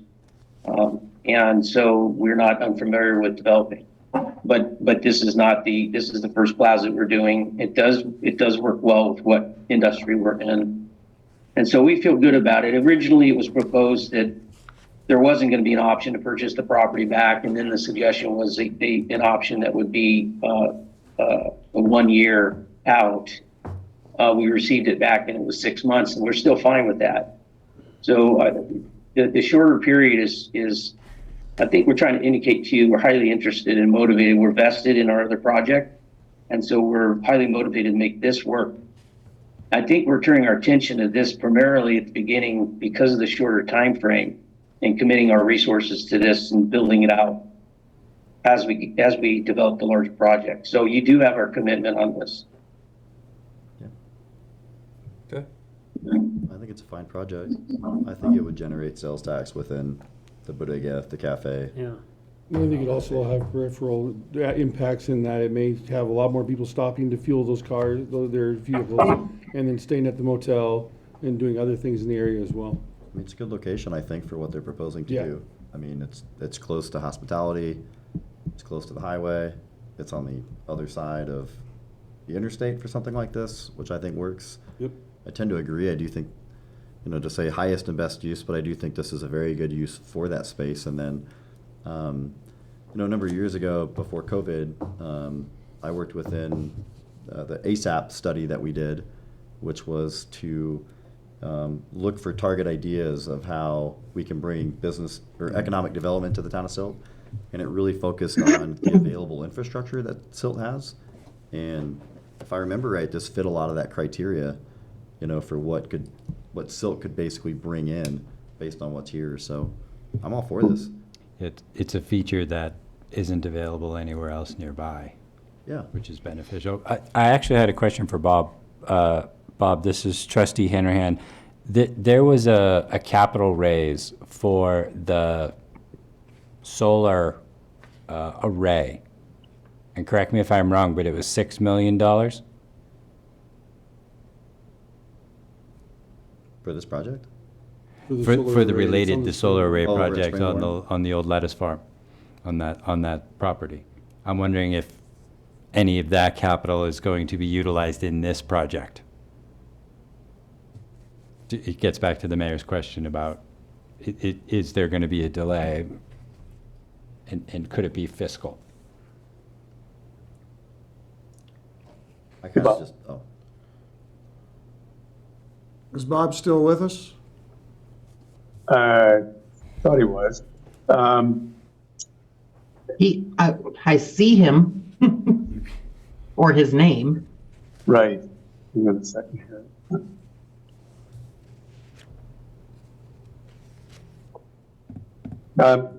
Apparently, I just got a text that if you could unmute them. We are on, let them unmute us. He is unmuted. Yeah. Hello? Oh, there you are. There you go, Bob. Yeah, this is Bob White. Different Bob, but Different Bob. No, we raised, there's not a $6 million raise for that. There's actually, we have a lot higher amount of money that we raised for the, solar installation over on Charles Farm. do you need clarification on what that was? Yeah. Can you clarify that for me, Bob? And the basis I of don't have the numbers. That's Bob Switzer. I'm trying to get him on the line right now, see what happened. He's coming back into the meeting. Okay, perfect. My more general question, not specifically about the numbers, but is that capital usable in this EV charging facility, or is that capital dedicated to the other related project? I'm back. I'm so sorry it was off. Is the question to me? Yes. Yeah. Any of the Bobs? Okay. Just for the record, there were 4 Okay. Bobs that presented this to us last meeting, so. So we have capital commitments sufficient to cover the development of this particular property. We are synchronizing it with the other development. Okay. But our investors are allocating to this project. Like I said, it's going to take a primary role. The phasing of the other project is going to be over at least a year and a half, if not 2. And so if you're asking about the capital, it is synchronized with the other development, but it's allocated under use of funds. And so it's laid out internally. We don't have to go to the market for capital on this project. It's committed already. That's why we've made a full price offer and a cash offer. We should be able to close as soon as the notice period is commenced and concluded. Okay, thank you. I had one other question, and it actually builds off of your question, Mr. Mayor. That is, what's the earliest date that you expect to be able to provide us with some revenue modeling so that we can derive the sales tax numbers? Oh, well, we can provide that certainly as early as tomorrow, if not the following day. We've already internally modeled this project, so imagine we'll look at it and make sure we're clear on the sales revenue portion, and we can provide that for you if you'd like. Is that what you'd like to see? Yeah, at least a bottom line number on the revenue that sales tax will apply to. Okay. So that we can start to model out what the economic benefits are. I understand. That was sort of the core of your question, Mr. I don't have that for your screen tonight, guys and gentlemen and ladies, but I can get that for you within a few days. That's great. Thank you.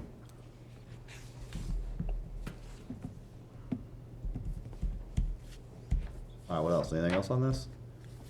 I've got nothing else. I'm good. You know, I'm willing to do the contract with 180 days just to make sure that something happens and this doesn't just become I don't have anything. investment property that sits there. Yeah, got it. Okay, good. Everybody else good? Was it 180 days or 100? 180 days from when 180. it closes. From when it closes. Closing Okay. to commence. I thought the attorney said 100, so I was 180. confused. I 180. apologize. Yeah. And I heard one of you wanted to see the sales tax potential generation. If this gets approved and we go under contract, whatever that number is, you won't necessarily be able to terminate the contract. So I just want to make sure you understand what we're doing tonight. And if that was just information you want, or if that was contingent on approval. I think it's just information that we want. Okay, just wanted to be clear. That's Thanks. my opinion. I mean, That's my opinion as well. I think It helps us to quantify the economic benefit to the town. I think the economic benefit to the town is far more than what just it's going to generate. sales Exactly, tax. yes. Absolutely. Okay. But it's a key number. Because the hotels and peripheral will be restaurants. much and bigger so than forth. what Again, the nobody cafe else is stuff's doing like. this. I don't nearby. even think it's a key number. I just think it's a number, and I think it's information that we can take, but it's not. Yeah, to the attorney's point, not something that we would terminate the deal on. So they're going to generate sales tax. Yep. It's going to create jobs. It's a unique idea. I think it's a good space. Anyway, yeah, I'm all for it. Okay, this is a public hearing, so the time is 8:36 p.m. and I will open up the public hearing for the first reading of ordinance number 2, series 2023, an ordinance of the town of Silt, Colorado, approving the sale of town-owned property located at 1555 River Frontage Road, north of the Holiday Inn Express, and property unneeded for any governmental purpose. Persons desiring to make a comment on this agenda item, please activate the raised hand function in the meeting program. Or Lori, any phone calls or emails in regards to this agenda item? Mr. Mayor, there has been no comments. Okay.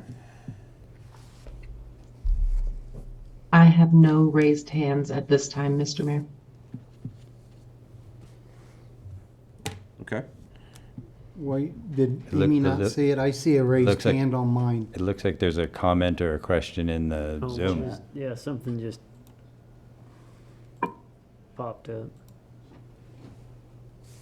Amy, do you see that? It says, I am curious about the height and design of potential signage for this property. Are there any models? But So that would come Later, way yeah. later in this process. yeah, he didn't raise his hand, so. Yeah, that would be a site plan approval, and that's farther down the road than we are right now, so. This is strictly just about selling the property to this potential buyer, so. I do see a raised hand from Mitchell Weimer on my screen, Yeah. just so, Yes. you see that, Lori? I do not. Or Amy, I saw it also, yeah. And I'm looking at your screen, so I'm not sure.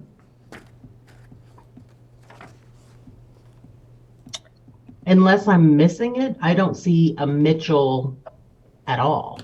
He just unmuted. Somebody Hello? unmuted him. Can you guys hear me?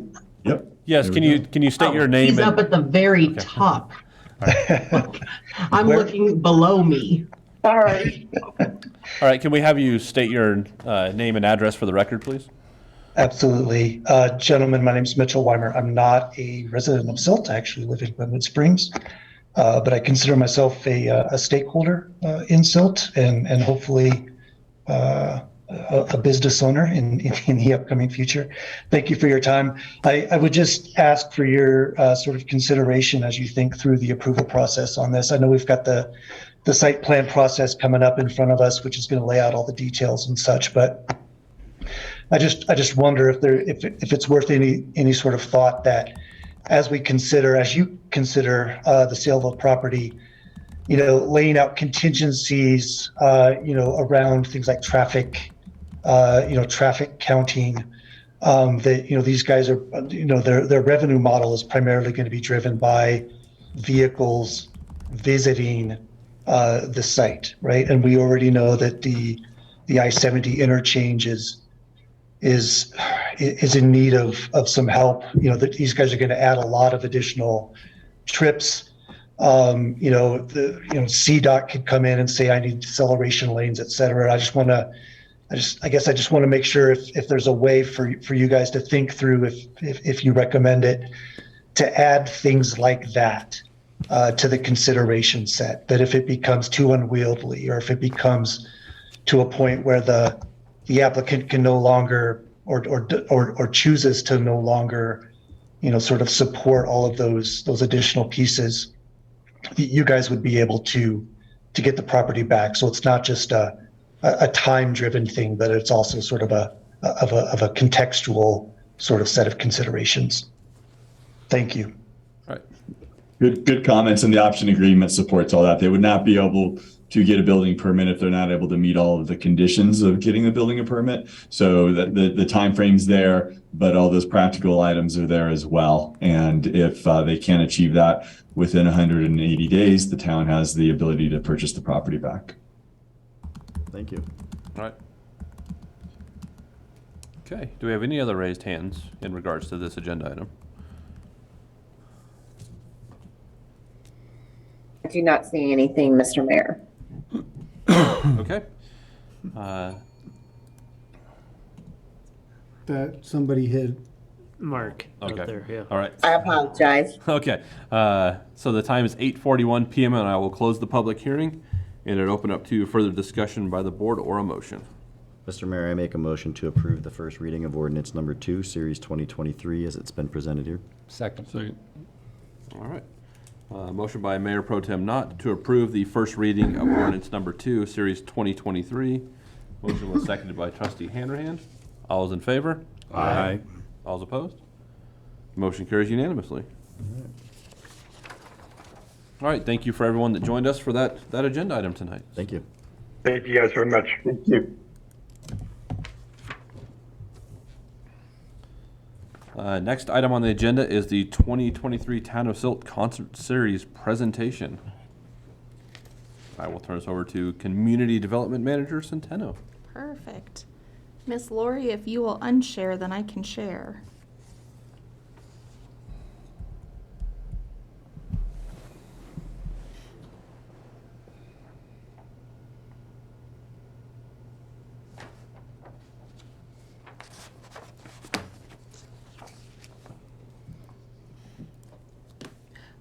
So it's still saying that I'm disabled.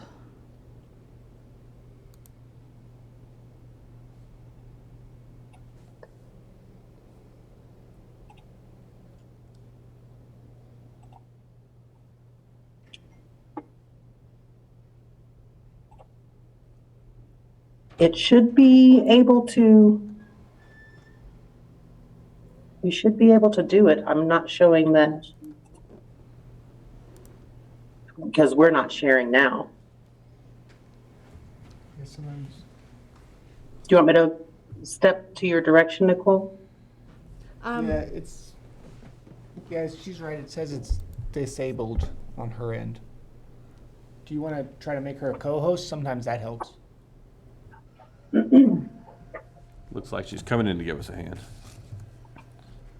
This is why Sheila's not allowed to go on vacation. Exactly. One and done. One and done. We tried it. It didn't work, Sheila. You're stuck. You should be able to try. Okay. There you go. Yep, making me a co-host worked. Thank you, thank you.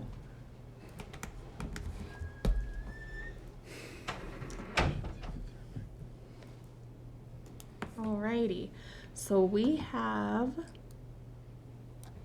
the presentation on the Party at the Pavilion concert series for 2023.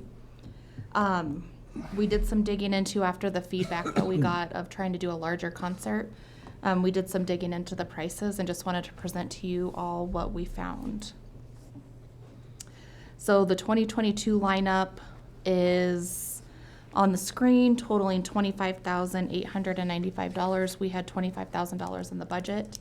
So we put $25,000 in the budget again, thinking that the Completely Unchained was a little more pricey than what we were going to do in 2023.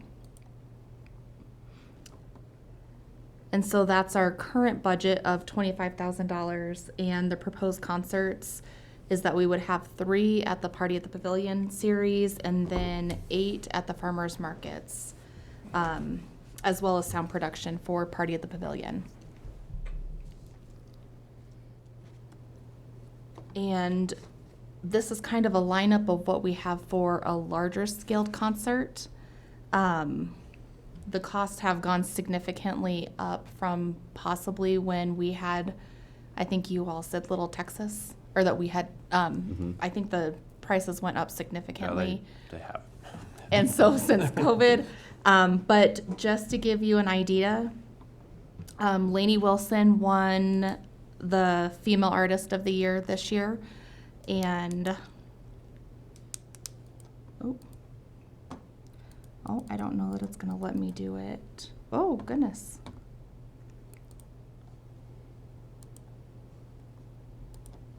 Okay, it's gonna act weird because I'm screen sharing. But if you are interested in hearing the songs, I can play, I have the songs on, it's not gonna let me do it with this, sharing the screen through Zoom, but I can get out of the screen share and show you the songs that each one of them, like kind of their best hit. If you're interested in pursuing anything of that cost level. Do you want me We to? could probably rule out Lainey Wilson. Yes. Yeah. To start. So. But 38 Special will come here? For 50 grand, they will. Fantastic. For 50 grand, they will. 50 grand, Yeah, you pay better 'em sell enough. tickets. I think we were like 10 to 12 for Little Texas when we got them. Okay. It has gone up a lot. The cost of travel has increased. The cost of fuel has increased. I did talk to several booking agents about trying to catch somebody like on their way through or to or from or somewhere close. They said that most people have a no compete clause that prohibits them from performing in the same state that they're performing in for a certain amount of time. Yeah, I gotcha. And then they said that and I said, well, what if we're trying to catch somebody that's performing in Utah, trying to make it down to Texas, and we can catch them on their way through? They said that they typically have about 24 hours to make it from point A to point B. that they're that booked out throughout the summer months, that it's very difficult to try to add in another stop. That even if they kind of booked it out to where there was a larger span in between that they could book something else out, they're not going to decrease the cost of anything because then they're doing a whole nother stop. So I don't know that we're going to get lucky on trying to catch somebody coming through or a decreased cost to catch somebody coming through. But I will pull up my PowerPoint here and let's see if I can do it like this.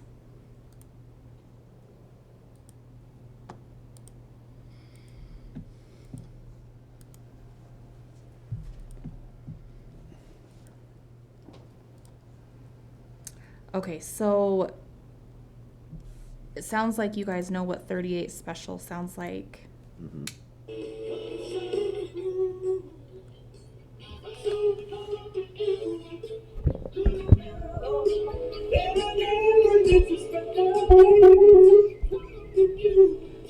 So that's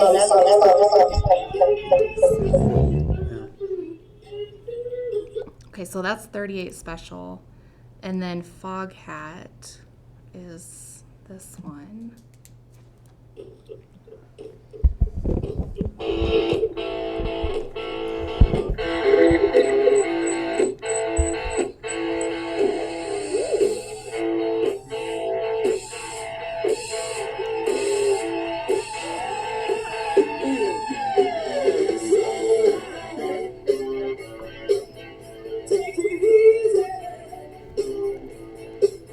Sign them up.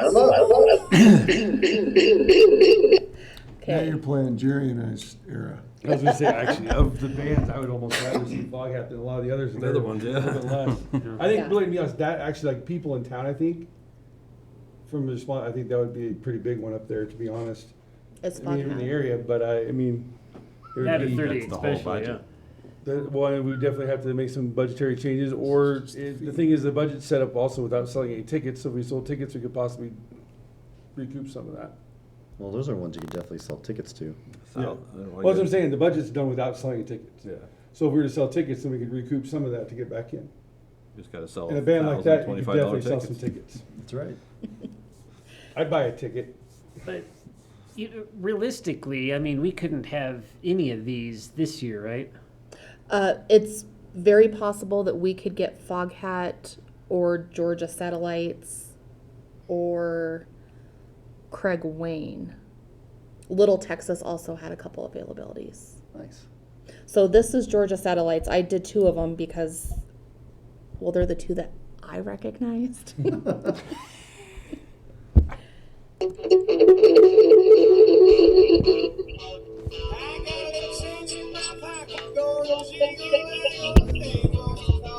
think they only had those 2, so. It's gonna be a short show. Yeah.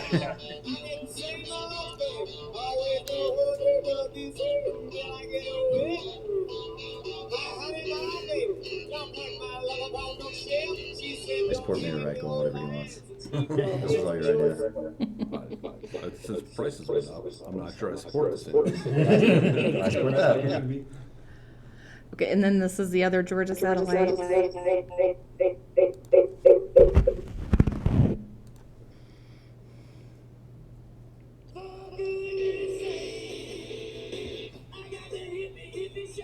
We get Tom Cruise to come and dance up there for this thing from the movie. What movie is that? Cocktail. I've never seen that. You never seen Cocktail? I haven't either. I believe That's you not haven't. surprising. And then Little Texas, the most well-known one that I downloaded was God Bless Texas. That's a Tom Cruise movie. Elizabeth Shue. I've heard of it. I've never seen it.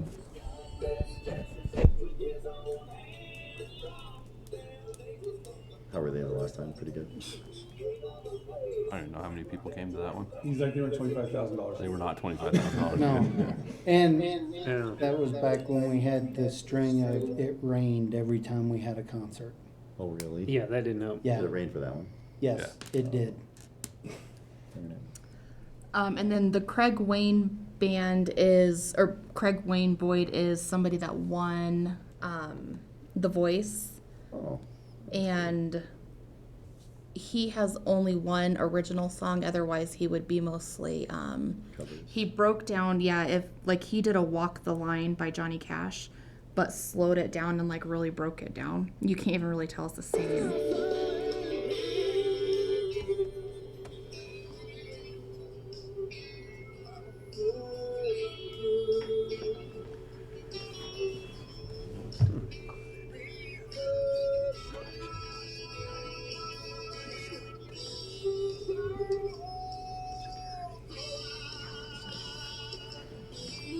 It does not. So that's kind of what we have as far as options that potentially would be available to come in this year.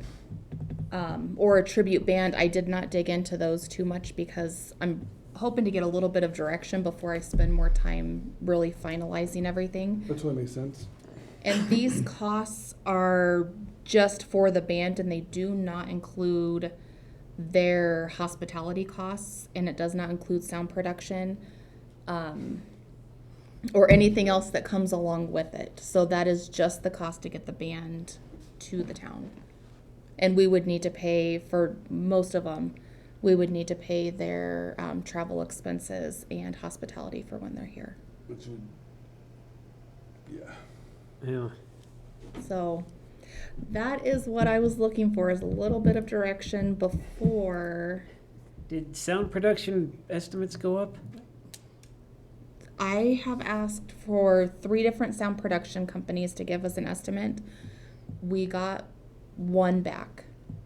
And the one that we got back is not the sound production company that we used last year. Oh, okay. So I think they're just a little delayed, but the sound production costs that we paid last year. I just wondered if this year's were kind of in line with what you were thinking. Yeah, we paid $9,000 between the 3 concerts last year. But if we do a larger band, because the Van Halen tribute was more of the cost of the sound production, but they're also a tribute band. If we get a band that comes in that has a larger name, they're going to have significantly more requests of what needs to be on the stage for them. So I'm assuming the sound production cost would also go up. And for the completely unchained tribute band last year, the total sound production was $5,300. So it was a good portion of the sound production. About half of the. Yeah. Yeah, I think these prices are too high for the town of Silt to do at this point. I do want to see the concert series grow, but not at this rate. Yeah, All right, it's I support pretty Mayor pricey. Eichel. Is there an opportunity to do some kind of a social media outreach to see if there are bands who may be passing through, maybe not as big, Right. but it may be convenient and it may also cost us less, but they may have some name recognition. I'm just taking a shot in the dark here that sending something out over social in birdshot style and seeing what we get back. We don't know who's coming through town. We don't know. There are probably thousands of bands that go down I-70. They most go to the top of this probably. Most are on their way to Aspen They're or to flying. Steamboat. Yeah. But there may be, Yeah. I'm thinking, based out of Denver, based out of Salt Lake, where it's not as much of a transportation cost, Mm-hmm. even if they're a cover band. Yeah. It's just an idea. Yeah. Does anybody have a good band connection? Not anymore. I don't. No. No. No So we're not long much time. help for you, Nicole. Okay. Yeah.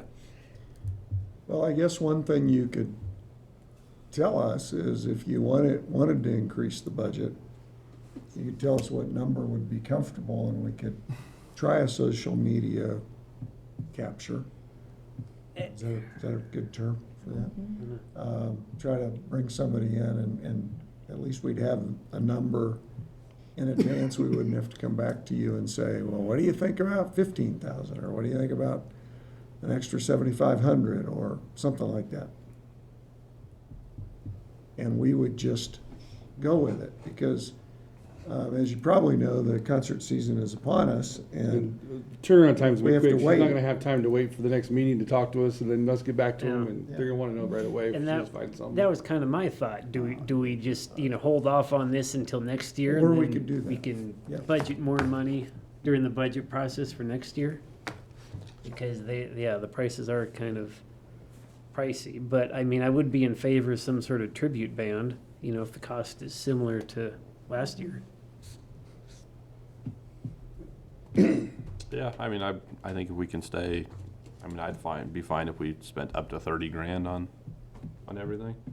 Also add another 5,000 to it. Yeah, just add another 5,000 to it and see what you can find out there. It seems like the cost of everything's going up, so I bet even small local bands are gonna be more than they were last year, so. Yeah. That's my. I could go my for an 2 cents additional is $5,000. Yeah. Up to 30 and see what you can find. I We think would you did try it. to spend that on talent instead of supporting stuff, but Yeah. realizing that the bigger we go, the more costs there are with, like Nicole mentioned with hospitality and security and who knows what, so. And then we would come back to you in the supplemental, I think, and just ask for that if we spend it. Okay. Sounds like a plan. I like it. I'm sorry. That'll work. Interrupted you. You had No, something else nope, to that add? was perfect. That sounds good. Enough direction for you? That is perfect Okay. direction. That is exactly what we needed. Trey said he knows some guys on the Monkeys. We might bring them back. sometime. Are they alive? Yeah, they're alive. Did you mean to say you Maybe used one to of know them? Maybe one of them. Wrong music genre for me. I got a sister that works in radio, been in country music, so that's who I know. Yeah. I mean, Well, there that you would be go. my other thing. Have we reached out to KMTS about partnering on a? That's a good idea. Did On a not, but that concert? is a good idea. They might sponsor something that. Yeah. Or if they know We'll anyone host who it might be and coming make- through do town, it with just partners. to pick their brain, hey, Yeah. this is our approximate budget, throw me some band names. They may give you some leads. Yeah, that's a good idea. I'll contact them. They might have something, yeah. Okay, all right, thank you. Next up is administrator and staff reports. Turn this over to Administrator Lehman. I just have a couple things I wanted to touch base. A couple of them are extensions of what I talked about in my report. One thing is we just got the report back from JDS Hydro. JDS Hydro, actually late this afternoon. You'll recall that DOLA gave us a grant to, DOLA engaged them for us for this second opinion. And so we're, just got it today, but I wanted to let you know we did get it. And there's a lot to digest, and we really haven't started digging through that. We will start that first thing in the morning, if not over dinner. A couple hours ago, I started looking at it. But we do have a scheduled meeting with our team, including the CMAR tomorrow, and we'll probably bring those things up and start talking about them. On the SB 23-213, I apologize for the rather urgent fashion that I put that out. It turns out I was responding to the urgent nature of Colorado Municipal League, and their drumbeat was fast and furious. Turns out it really doesn't impact us quite as a town. It doesn't impact us now. If you don't like the idea of the state legislature trampling on home rule rights, then it could impact us in the future. So maybe you want to take a stand against it. I honestly didn't hear what happened at the legislature last, I think it was Thursday, and my scan of the news media, I was unable to find anything, including looking at the Municipal League's website. So I don't know what happened. Maybe one of you heard something, but it was It was kind of radio silent from what I could find. So anyway, we'll be watching that in a little more measured way from now on. But that's all I had to Question, I don't know for which one of you two. What's going on with the dollar store? It kind of come to a halt over there next to Come and Go? I mean, is there, It did. got it tore up and they got part done and stuff hauled in and it's just, They went a little rogue and did helical piers instead of the foundation that they were supposed to do. They changed it without telling the town. So when I went over to make sure that contractors were licensed, it was brought to the attention that they were doing something that was not approved. So they had to be issued a stop work order and had to submit new plans that had to go under review with the changes that they had made. So the approval has been through Shumscoda, who we contract with for plans reviews. They did approve it. There's going to be an inspection tomorrow. And then hopefully we're going to get them back going by the end of the week. Okay. They need to get new plans printed and brought in. But they, they worked outside of what was approved. So we had to make sure that we got it all squared back away. okay, no, I'm just, that's a couple people asked me, I said, I don't know, I just, all of a sudden, Makes sense. Yeah. I'm surprised I didn't go that route to begin with the original plans, but whatever. Yeah. Yeah, it worked. They just have to make sure they communicate with us and let us know Yeah, what's and they going didn't on. give you any sort of reason why they No, direction, did they? he thought that he had approval. He had spoken to our real estate agent. And when there was kind of a halt about the sale going through, that's what they mentioned to the real estate agent. And the real estate agent said, yeah, do what you need to do. They kind of took that as an approval to change what had been approved. Yeah, the real estate agent needs to have them go to you guys, not Yeah, answer yeah. it on his own. Well, I spoke with the real estate agent, and he said he in no way told them that. Oh, okay. So, Yeah, I mean, there are some engineer looked at it and decided to be cheaper, and that's, Yeah. That's very likely what that's happened. what the road they went down, and were hoping to get away with it, so. I'm glad you guys caught them, and I'm Yeah. glad you're making them. and then what stage is the roundabout out there? What stage, I know it's kind of been sitting there, they did finally get the outside done. I don't know what's inside, where are they at with that? They get anything done inside, or is it, What's it supposed to be? I don't even remember. what? Is it just supposed to be landscaped? Yes, yes. It's like just grass Yes. and rocks and stuff? Oh. grass, rocks, things of that nature is all that is in that roundabout. It's xeriscape kind Yeah. of stuff, Yeah. for sure. And it's complete, right? I The believe xeriscape so. is complete. I'll have to drive back out there and look, but I thought they had it, they had a little work to do when summer hit to make sure everything took, but But I they've think had it a is pretty partial much complete. release. Yeah.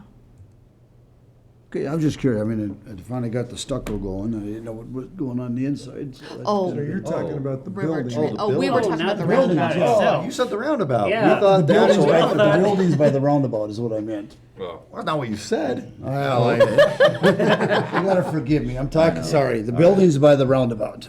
Okay, so River Trace had a hiccup as well with their dimensions on the stairwells.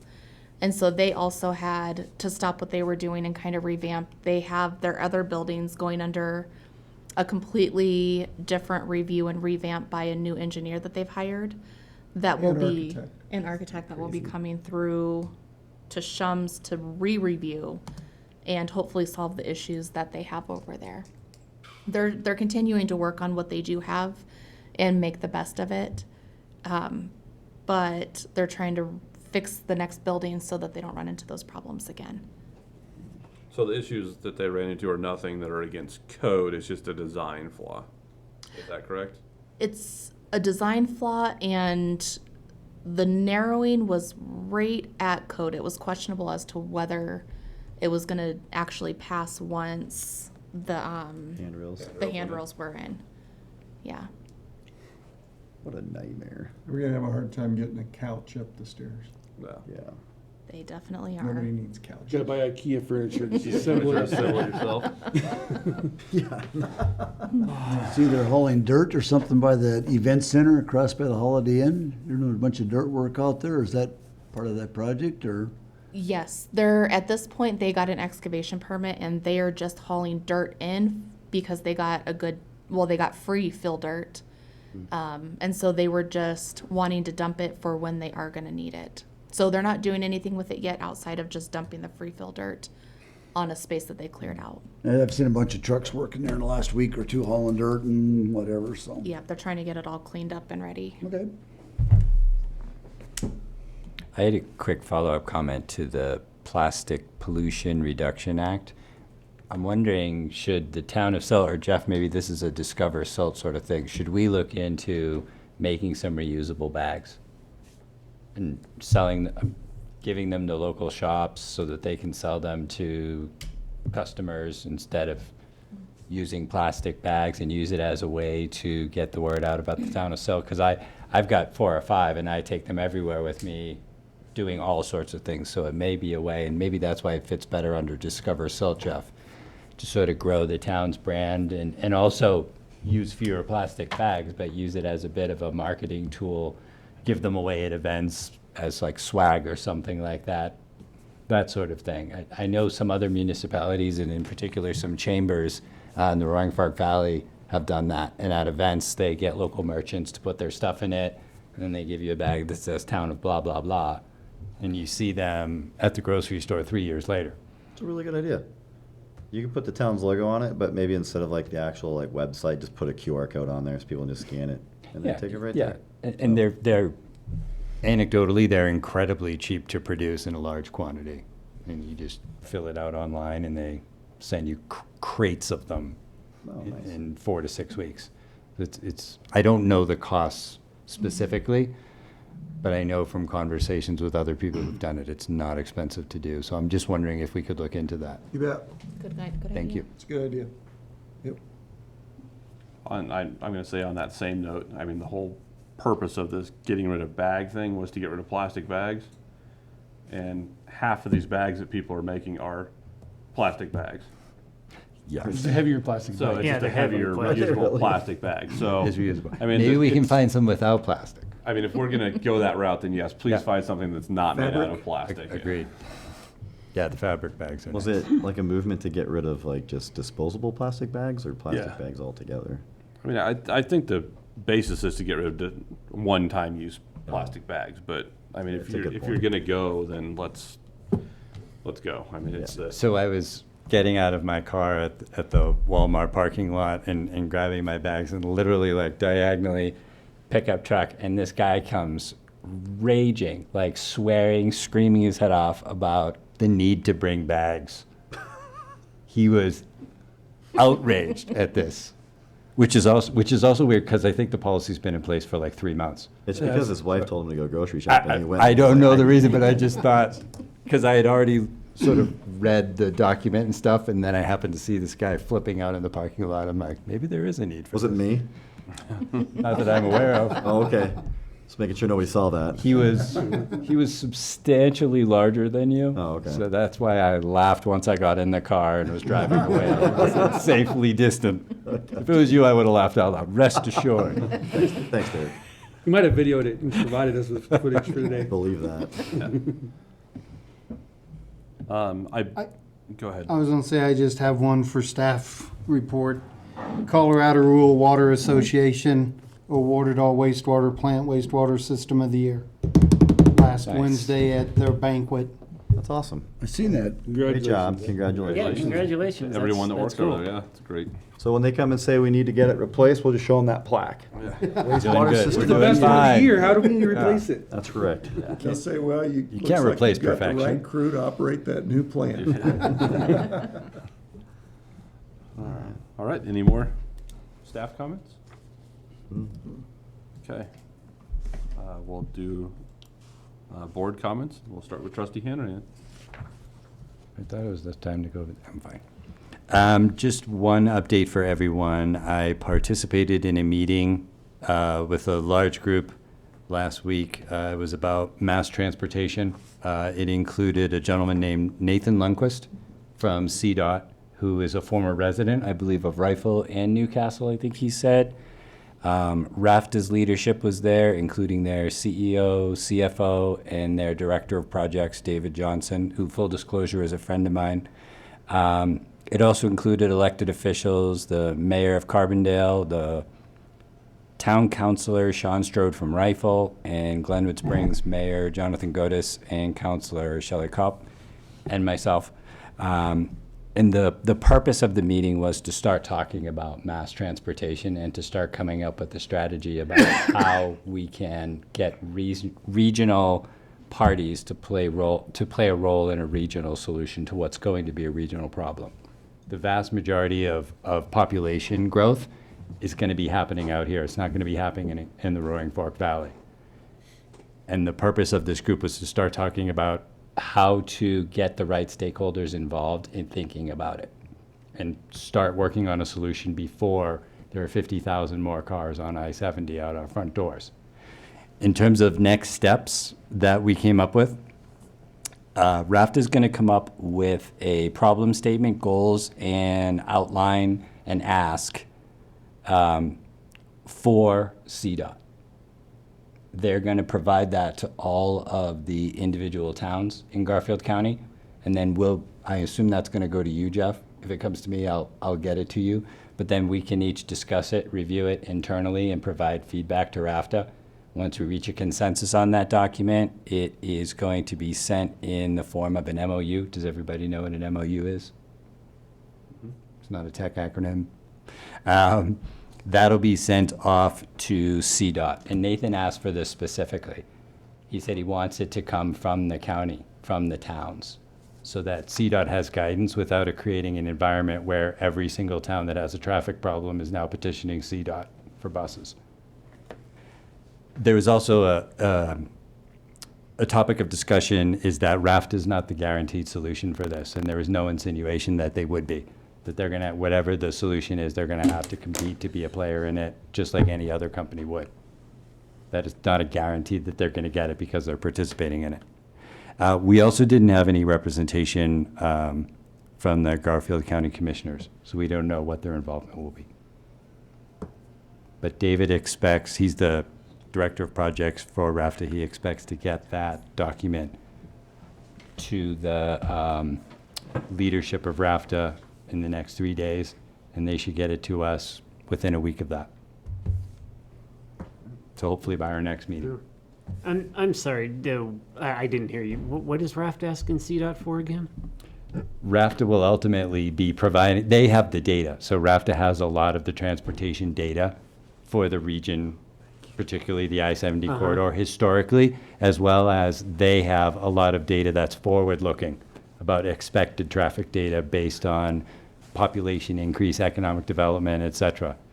They're going to take that data, let us all discuss it and review it, and then provide it to CDOT in a memorandum of understanding to try and start coming up with a strategy for having a better mass transportation solution in Western Garfield County, stretching all the way out to Parachute, even though they weren't able to make the meeting. Parachute all the way probably to Glenwood Springs. And if it is RAFTA that's chosen, it would supplement their existing hogback routes and things of that nature. It's really just to get CDOT engaged in it because it's their roads.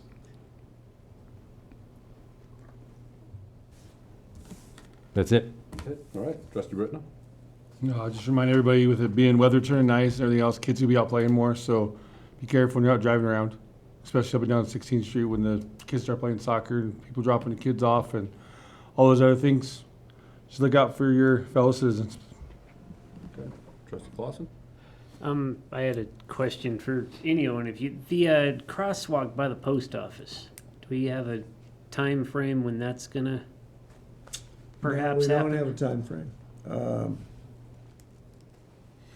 We don't have a time frame. Okay. But it's a good reminder to make, to check in with those guys. Yeah. And yes, and I saw Public Works out there. You guys, added some sidewalks by First and Harness Lane there, and those look really good. But Could you guys, Crosswalks. yeah, or maybe it Okay. was last year, but I guess my thought was, could you guys not cut them down? Could you use the full width of the crosswalk instead of cutting the crosswalk to, 3 feet? Have it the full length of the crosswalk, that you guys, use to melt on the thing. And maybe you guys did that last year. I'm just thinking, for safety reasons, a wider crosswalk is more visible to drivers and I'll have to go pedestrians look alike. at it because we Okay. can't cut them. Yeah. They come in certain sizes and we Yeah, usually 'cause they're put little like, 3-foot ones. yeah, we usually put like 2 side by side or Uh-huh. something. I'll have to go, and that was at Harness and Harness First. and First, yeah. Yeah. And that Okay, might have been the okay. last of the ones we had. Okay, cool. And we used them until we get more. Yeah. And anyway, thank you guys for, and yeah, it was probably, last year sometime, but thank you guys for keeping up on the crosswalks, just because, they disappear pretty fast. Yeah. And then I had, I guess, a code enforcement issue for the PD over by the elementary school at, where the town has the 3rd Street right-of-way, 3rd Street in Ballard. There's several old camper trailers, and it looks like they're growing, every month. It seems like there's more garbage and trash around them, and I just don't think it's a good look for the town or, the school kids going to school there, looking across the parking lot and seeing half a dozen camper trailers that look abandoned, and it's on town right-of-way, so. We've spoken to them a few times, and Chief and I are working on that one. Okay, cool. All right, and then thank you to the rest of the staff. Keep up the good work, and that's all I have. All right, Trustee Seifert. I was supposed to pass along, I had some people want me to pass along to this town council and the town for allowing the church, where the brew zone was gonna be. You want to thank, it's really been a great convenience for the people and stuff, and they just wanted to pass along thanking the council for allowing it in the town, and so I said I'd pass it along.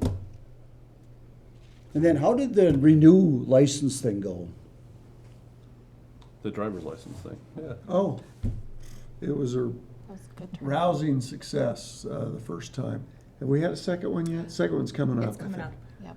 Yeah, but I think we had 21 or so people show up. Does that sound right? Which was way 24. more than 24. 24 people were issued IDs, but she saw, I think, 30 people while she was here. And the next one will be on the 19th. It's the 3rd Wednesday of the month. Because I know a couple people used it, they really appreciate it. It really saved them because they couldn't get, it was kind of hard, so. You don't need an appointment, it's just a first come, first serve. Correct. No appointment necessary at this moment. I guess if it gets to the point where people are waiting for hours, they may have appointments available after that. But as of right now, it's just first come, first serve. Okay. All right. That's it. Okay, Mayor Pro Tem.